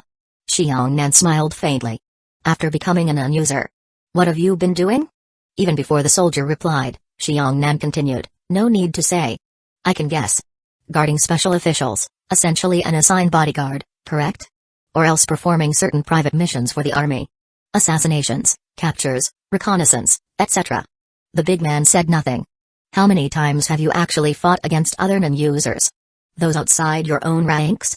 I don't mean sparring with your fellow soldiers but real outsiders. 5. 5 times in 4 years, an average of once a year. Judging by your style of missions, none of them would have been especially dangerous. So presumably most of your time is just wasted. Because you haven't had a special environment that drives positive growth. Not just you. All of you should be the same. Xiongnan concluded confidently. Huh, well, as soldiers we just follow commands. Top brass arranges our missions. We don't feel we're wasting anything. The bald man's tone had obviously turned cold. Indeed. Your sense of duty is commendable. Xiongnan nodded in mild praise. Let me ask one last thing, as the army's non-users, presumably you know about Heaven's Arena, and that it's crawling with hands-on non-fighters. With your free time, why not go over there to fight them? It'd be interesting, right? A direct way to hone your understanding of non and how to judge an opponent's strength. Heaven's Arena?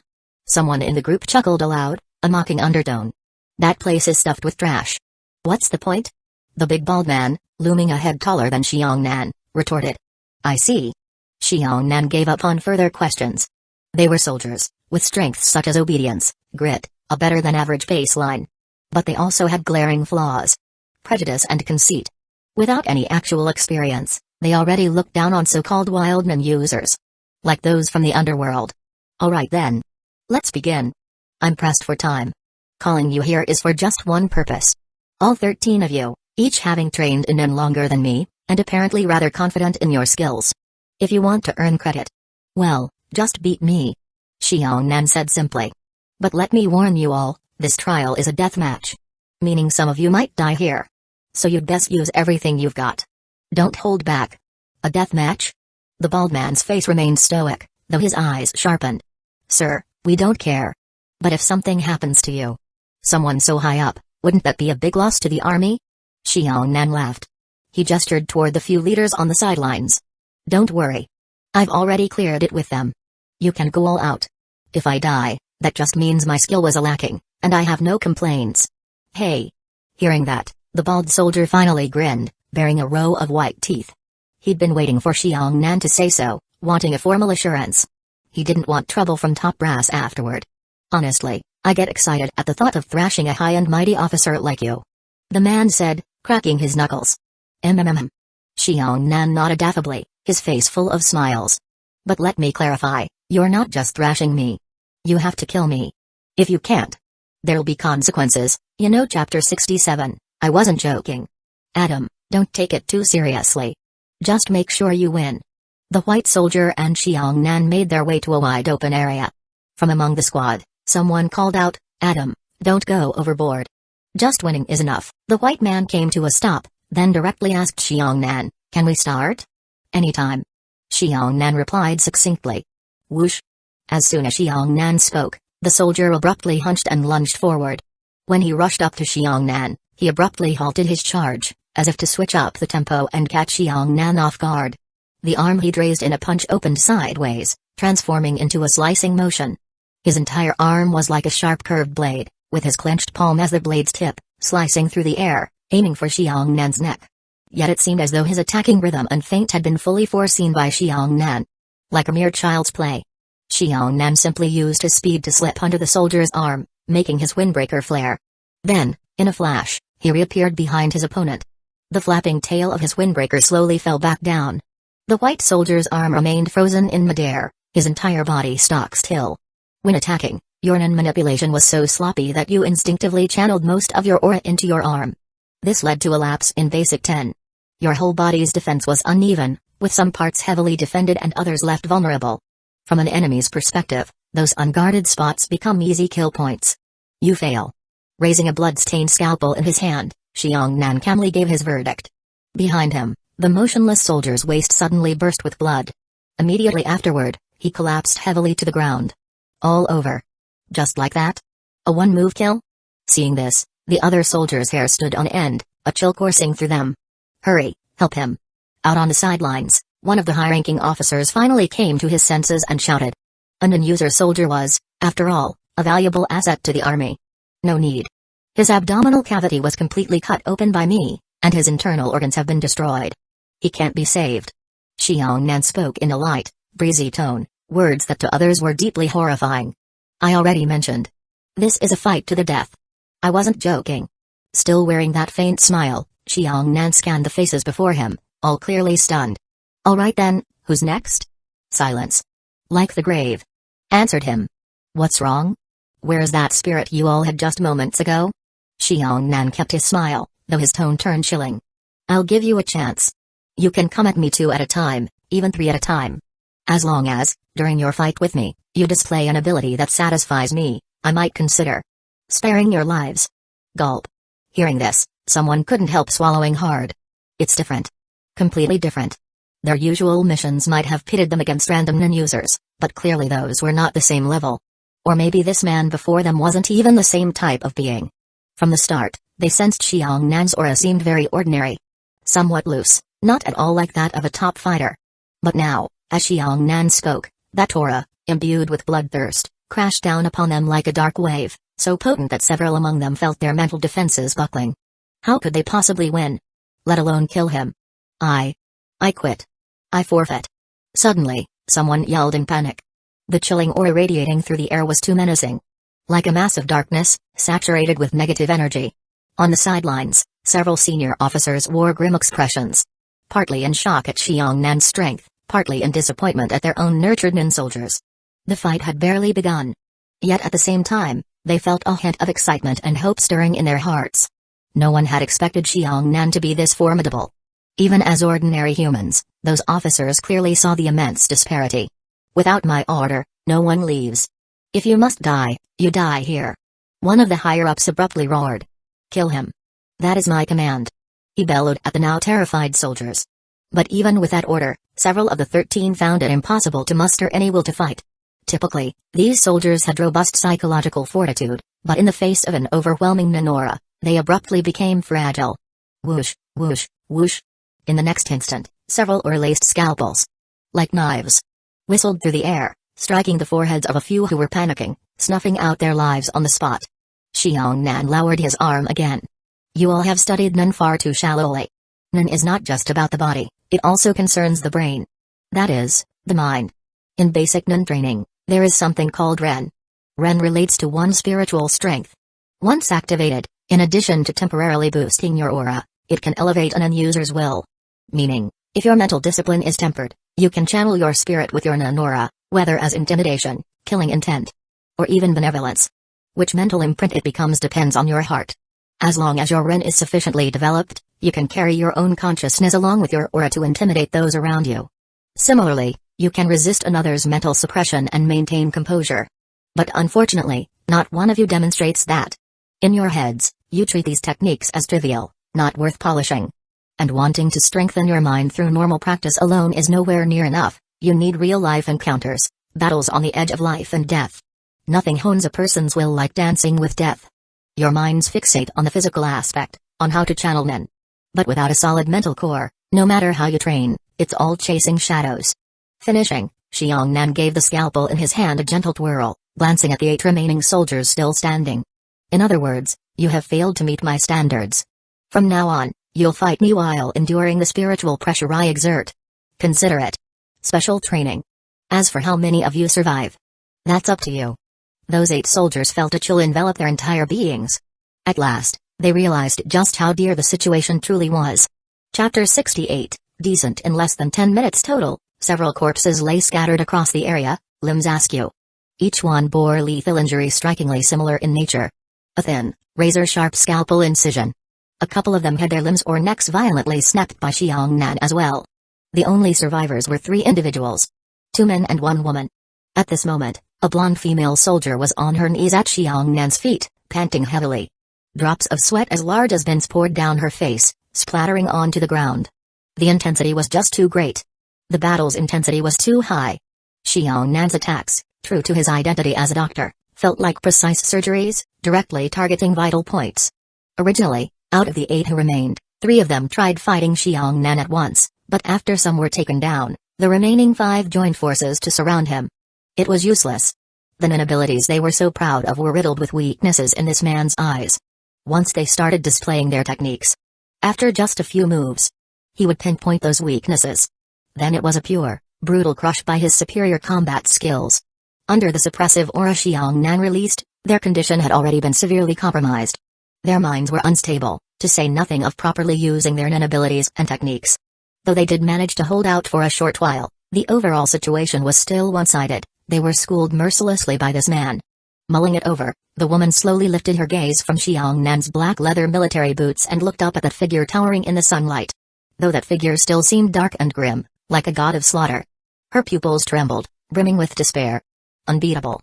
Among you all, your trio's level happens to be the best. By best, I mean that during your fight with me, your use of Nen was somewhat appropriate. You actually thought a bit about the battle dynamics and how to analyze the situation. You at least had some spark of intelligence. Standing with his back to the sun, Xiong Nan spoke calmly. But you still don't meet my standard. Originally, I intended to eliminate all of you, but the truth is, you're Nen soldiers cultivated with considerable resources by the army. Assets of our military. Killing every one of you would probably make the leadership feel bad. And I see a little potential, a shred of hope in you 3. As he spoke, Xiong Nan withdrew the menacing aura he'd been releasing. From this day forward, the Special Forces unit that trains Nen on behalf of the Republic of Padakia's army will be under my management. I'll be your direct superior. Indeed, your only leader. The organization's name shall be Pandora's Box. The first mission I'm assigning you is, for 1 full year, go to Heaven's Arena and compete in the matches there. Build up your experience fighting other Nen users, discard that arrogant military honor. In the world of Nen, the strong devour the weak. Everything is decided by strength, not by rank. Xiong Nan stood with both hands in his coat pockets, issuing his orders. I hope you understand 2 points. First, secret, state-level Nen user units exist among various nations, and they're certain to compete in private. This is effectively a national-level showdown, bound to be more intense than any outside skirmishes, definitely beyond anything Heaven's Arena can offer. Above you stand the so-called national-level Nen users that this country must have. Those folks are the true powerhouses. Yet, unfortunately, due to Padakia's geography, surrounded by the sea on all sides, there's almost no geopolitical friction. You've barely sensed any pressure from other countries. Consequently, the environment for your growth is lacking. The nation's real top-tier fighters number maybe 1 or 2, and they're likely not even affiliated with the military. So you've lived fairly easy lives.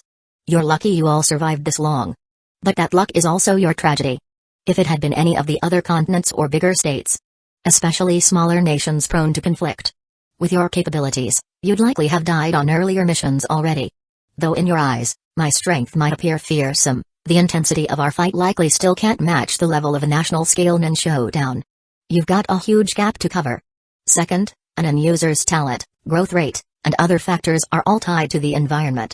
The weaklings you despise. Heaven's Arena's so-called nobodies, those underground non-users. They live amid intense pressure that forces them constantly onward.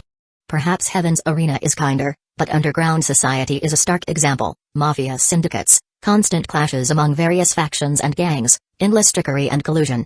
These conditions force non-users to consider not just the battles themselves, but external factors such as ambushes, group tactics, or elaborate traps.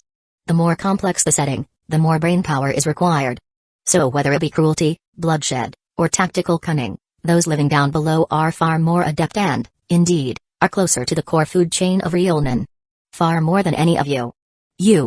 Your emission-type technique lets you create an invisible extra limb or foot during an attack, giving you a double strike. But basically, it's like having a third arm or a spare leg. However, your combat mindset is flawed, relying solely on the might of your ability and overlooking your physical attacks. Consequently, if the threat your body poses is weak, your opponent is free to watch out for that secondary strike. As for you, your nin ability, I don't want to judge it. You did at least use your brain a bit, but your aura is obviously enhancement type, yet you set it up like manipulation. You're completely wasting your natural endowment and capacity. The technique you developed contradicts your own aura attributes.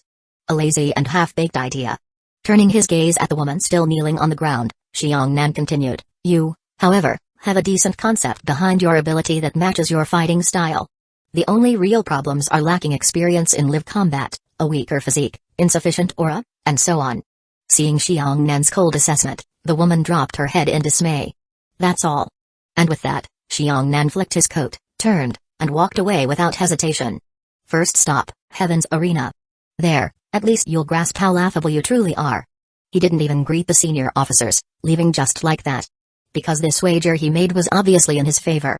He had easily won. Hence, the military naturally would honor the prior agreement. Meanwhile, watching from the sidelines, a few of the higher-ups had fervent expressions. They'd undoubtedly realized Xiangnan's genuine value. They'd seen fresh hope of producing truly formidable military non-users. Comparatively, the so-called trash Xiangnan had eliminated didn't concern them too much now. There's a price for everything. And now they'd be willing to pay it for Xiangnan's plan. Knowing that, prior to today, they had assumed how fierce this deathmatch might be. After all, Xiangnan was facing an entire squad of Nin soldiers alone. Yet the real scene was something beyond their imagination, a single-sided slaughter. It made them realize how vast the gulf could be between non-users. Numbers sometimes meant nothing. A lion is a lion. House dogs remain but dogs, no matter how many you have. Everyone here. Do not utter a single word of what happened today. If anyone dares to reveal even half of it, I'll see to it that they, and everyone connected to them, vanish from Fiducia forever. Unable to mask his excitement, one of the senior officers slammed the table and roared, forcibly maintaining a stern demeanor. Chapter 69, Concept. A few days later, Garo escorted Manman back to the military base. Immediately afterward, he returned to Heaven's Arena on his own. He and Sigma, along with the others, would also further their studies at Heaven's Arena and attempt to get in touch with Nin. However, given their level, climbing to the 200th floor would be quite challenging.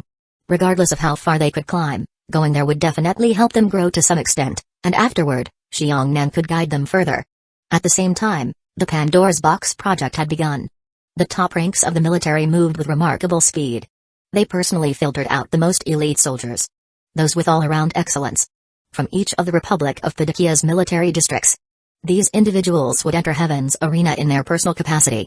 Roughly speaking, along with the 3 who are already non-users, there would be more than 30 people in total. Moreover, the military would continually add and select more people in the early phases. Xiangnan wouldn't need to manage them right away, he would let them train freely at Heaven's Arena. Later on, they'd pick out those who climbed the highest as Pandora's Box's initial members. In Xiangnan's view, the first cohort of military non-users would likely number around 10. If there were too many, he wouldn't be able to mentor or manage them effectively. Still, the benefit of this plan is that it has the entire country backing it. Although most of these recruits won't be especially skilled overall, there will be a constant stream of new recruits to replenish the ranks. In other words, even if Pandora's Box members get killed or injured, as long as the Republic of Fiducia exists, the box will never close. There will always be new potential non-users. And he would remain the master of that box. All of this hinges on him remaining safe. Otherwise. Meanwhile, having military personnel stationed at Heaven's Arena would also serve as Xiangnan's eyes, achieving multiple aims at once. I've already figured out the direction for your Nen ability. First off, Xiongnan began, developing a Nen ability must be grounded in your current condition. You want a noticeable power-up that aligns with your fighting style. If your mental strength is great enough, you can leverage a strict vow and limitation to magnify your ability, sometimes achieving unbelievable feats. They were in a dormitory with just Xiongnan and Menmen. Menmen's injuries had mostly healed. Xiongnan was explaining things to her. He intended to develop her Nen ability before his own. He could also use this trial run to gain some experience for creating his own ability. Truthfully, he had already come up with a draft concept for himself while at Heaven's Arena. He'd even enriched the setup and thought through its feasibility. Clearly, your willpower is fragile. Even though you have that second personality, it still emerges from your subconscious and is influenced by your main personality. Hence, using vow and limitation isn't especially suited for you. So, from your circumstances, lacking mental resilience, fearing combat, and so on, your Nen ability can't be designed around the main personality. That means we'll rely on your second personality. With those words, Xiongnan snapped his fingers and said to Menmen, "Have it come out." Menmen nodded, then closed her eyes. She opened them again, her gaze becoming vacant. Her aura shifted drastically. The second personality had awakened. It's faster now. Xiongnan, sensing a quicker awakening, slightly curled his lips. Since your mind and mentality are far too simple, and your Nen fundamentals are poor, trying to develop a complex Nen ability is impossible. As for the main personality, you offer nothing at all. Your second personality also lacks self-awareness and just reacts on survival instinct. Sighing, Xiongnan frowned. Although Menmen's talent was phenomenal, like the saying goes, if God opens one window, he'll close another. At least in terms of developing an ability, Menmen's situation was rather troublesome. Come back now. He placed his hand on her head, transmitting a mental signal via Nen. After a moment, Menmen's eyes cleared up again. You're a transformation type Nen user, and your core personality isn't suited for battle. That's perfectly aligned for tapping your second personality. I've already thought about your ability. It should function like a substitute or clone. A clone? Menmen blinked. Yes, Xiongnan replied. Given your psychological issues and fragile psyche, we can make good use of that angle. Fully harness it. You can split off a second personality, so why not a third or a fourth? Normally that would be impossible because your condition is already set in stone, but with Nen, it's feasible. In practical terms, you, the main personality, can consciously decide which personality to awaken depending on the situation. This, in essence, is a branch of transformation. He was basically letting her choose among multiple accounts to log in. A mental split. Menmen was scared. Yes, Xiongnan answered. Nen ability development is an exceptionally long journey. Strictly speaking, there's no end to it. If you have enough time, you can continuously build onto your skill set, but that depends on whether you've got what it takes. That said, I'm just offering a preliminary blueprint for your Nen ability. Even if I give you guidance, the final product depends on you. It could go off track. Note also that your second personality arises from real-world trauma, not from Nen. I just want to integrate the concept of a substitute or clone with your second personality. Xiongnan sighed. You know, your ability could be better, but you're just too incapable. Sticking purely to transformation is your best chance, without mixing in other Nen types. Your advantage is that awakened personality's innate fighting sense and reflexes. But your physical condition is poor, your stats are high in some areas but extremely weak in, say, defense and brute strength. In principle, you can exploit transformation to compensate, but I figure that's too difficult. So, as a fallback, I'd prefer using clones or numbers to avoid damage. He paused, seeing Menmen still confused. Pressing his hand to his forehead, Xiongnan continued, but don't think that's all it takes. What I'm describing is merely a theory, it's not guaranteed you can achieve it. If you can't pull it off using your mental traits, then plan B would be focusing on forms. Various states of transformation to tweak your second personality's stats and damage potential. That's my minimal threshold for you. Menmen looked somewhat embarrassed. At last, she understood. In short, the main personality was extremely lacking. She'd gained a bit of growth in Heaven's Arena, but... Come in. Just then, Xiongnan clapped his hands. The dormitory door opened, and in walked a group of soldiers. Menmen was startled. I found a psychiatric hospital. During the period you're developing your Nen ability, you'll be confined there, reliving some of your old experiences. But don't worry, I'll remain by your side. Xiongnan smiled. Upon hearing that, Menmen instantly froze, going pale. I don't want to go. Don't worry. You'll just go to recapture that state. They won't actually do anything to you, he reassured her. But I'm scared. It's fine. I'll stay with you the whole time. Do you think I'd do anything to harm you? If you're unwilling, you can refuse. That's your freedom. During the process, if you feel uncomfortable, you can stop at any time. Xiangnan gave her a gentle smile. Hearing that, Manman bit her lip, glanced at him again, then seemingly steeled her courage, wiping away nascent tears and nodding. She didn't want to disappoint Xiangnan. Chapter 70, Black Nightmare, Extinction 4 is about to begin. Not so good.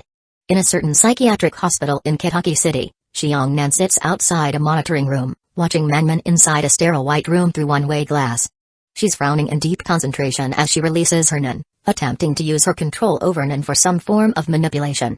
Narrowing his eyes, Xiangnan comes to a conclusion in his mind: Manman's main personality is just too weak at wielding Nan. Her level is too low.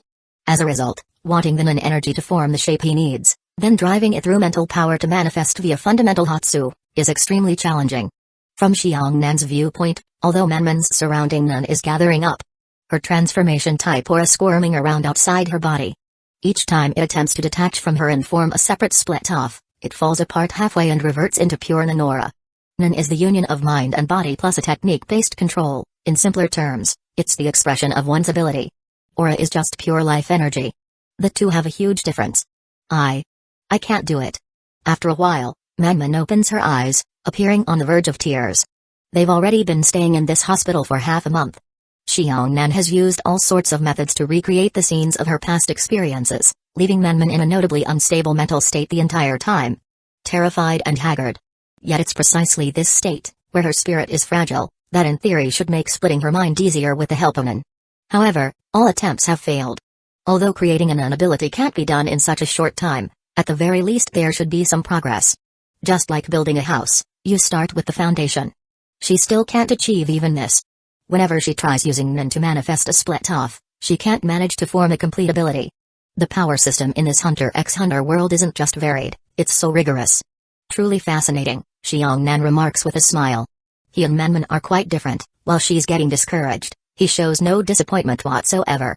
This attempt at Nan development was experimental from the start, and he already told her there was a good chance she would fail. If so, there's no need to keep wasting time. He'll just proceed with the simplest setup. Don't fret. Change your approach. For someone like you, this was bound to be difficult. Move on to Plan B. When manipulating your Nan, focus deeply, recall the state of torment you endured in the past, especially the feeling of suffocating despair, as if you were reliving it. Xiangnan's voice comes over the loudspeaker. All right. Manman, inside the room, nods gently. Xiangnan keeps observing. I guess the power system doesn't leave any loopholes to exploit. I initially thought her possessing a second personality might be akin to Kurapika's Scarlet Eyes, allowing a change in Nan type. For instance, the main personality is transformation type, but once the second personality awakens, it could be enhancement or conjuration. But that's not how it is. He realizes that since her second personality is still subject to her main personality, lacking true self-awareness, it makes that sort of phenomenon impossible. If she could wield two Nan categories at once, it'd be outrageous. A short while later, observing the video feed, Manman's body starts to shiver. The Nan around her grows violently unstable as her mouth utters unconscious cries, as if seeing something terrifying. Indeed. The simpler, the better. Let's just do that, Xiangnan muses with a soft laugh. For her, getting even this far is already hard enough. Although it means her starting point in Nan ability can't be raised very high, her outstanding talent should compensate in the long run. It won't affect her later development too much. 2 months later. One day, Xiangnan takes Manman and leaves the hospital. She hugs a plush toy in her arms, hurrying as if worried Xiangnan might abandon her. In fact, she's noticeably thinner than when she first arrived. Leaving that place cheers her spirits immeasurably. Right now your Nan ability is only in its initial development. Perfecting it won't be complicated. The ability itself isn't too elaborate, and I've left room for further advancement. At present, as your overall Nan level improves, the ability's effect will also gradually strengthen. The basic framework is in place, you just need time to flesh it out. Xiangnan walks ahead, Manman trailing behind. He gives her a reminder. Manman smiles. She's beyond relieved to get out of that awful place. Over these last 2 months, she's become obviously thinner, far more worn. However, at least she's succeeded in not letting Xiangnan down. Although her original vision for an ability failed. Your current NAN ability is pretty basic. Black Nightmare, as I named it. I've already explained its weaknesses and how you're supposed to use it. You only need to hold it in your subconscious. Once your second personality awakens, it'll operate on instinct. In essence, your NAN ability at its core parallels certain other transformation-type characters, for example, Killua's electricity, Hisoka's bungee gum, Maki's threads. Yours is similar. Manman looks apologetic. I must not have met your expectations. Not at all. I wanted you to start on a higher tier because you differ from those other figures. A simple, straightforward ability isn't necessarily weak. Actually, in the hands of the right user, it might be more fearsome precisely because it has fewer constraints and thus more flexibility. I wanted to give you something powerful since, in battle, you can't rely on your mind's quick-wittedness. If you could gain an advantage in your weapon, so much the better. He sees Manman still a bit uneasy, then smiles to reassure her. He himself gained a lot through the process of guiding Manman's NAN development. He now has clearer ideas for his own ability. Don't dwell on it anymore. Xiongnan retrieves his system interface. The fourth round of the extinction is about to begin. New players have already arrived. Manman peeks at the system screen. Sure enough, the total number of players has returned to 1,000. Yet based on the previous round's experience, there's no guarantee the next stage will open right away. Neither she nor Xiongnan are total rookies now. On the interface, the current world's top-level combat power remains that same Extinction 8 individual, even their strength value unchanged. Indicating that the higher one's level, the harder it is to progress further. Not so easy, indeed. Chapter 71, Extinction 4 Game, Positive and Negative. Please fill out your public profile. A few hours later, Xiongnan and Manman suddenly received a system prompt. Public profile? A different task mode, perhaps. Xiongnan guessed. He saw that on the system interface, his own player info appeared, player nickname, to be filled in, actual minimum combat power, 156, maximum combat power, unknown, hidden combat power, to be filled in. Xiongnan raised his brow. So the system is converting a player's strength into a numerical value now? His minimum combat power is 156, but maximum combat power is labeled as unknown, implying that depending on conditions and environment, it can fluctuate.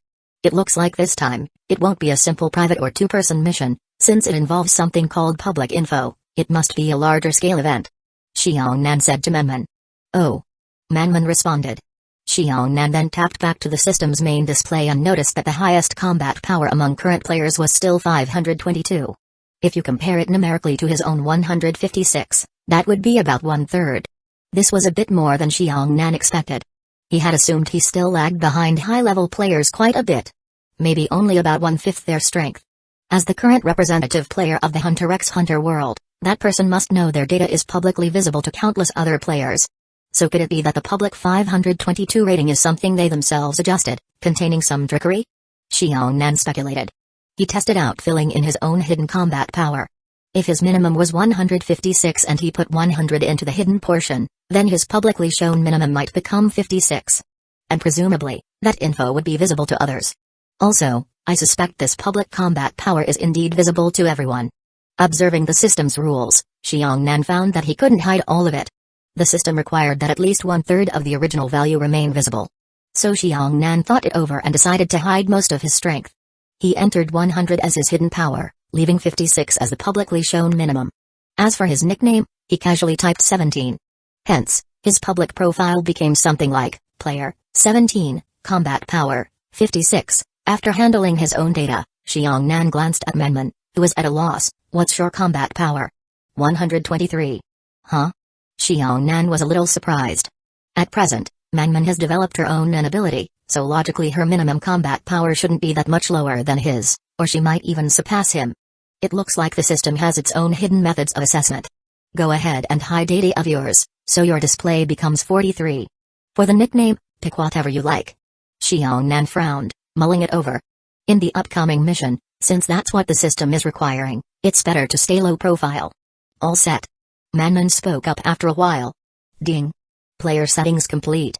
Please match with a faction. Both heard another system prompt. Their screen changed, displaying something like a lobby with two factions, positive and negative. Simultaneously, on the public channel, a flurry of player recruit announcements appeared. Positive faction, 5-person squad, short 1 member. Requirement, minimum combat power of at least 80, outstanding system talent, strong individual abilities.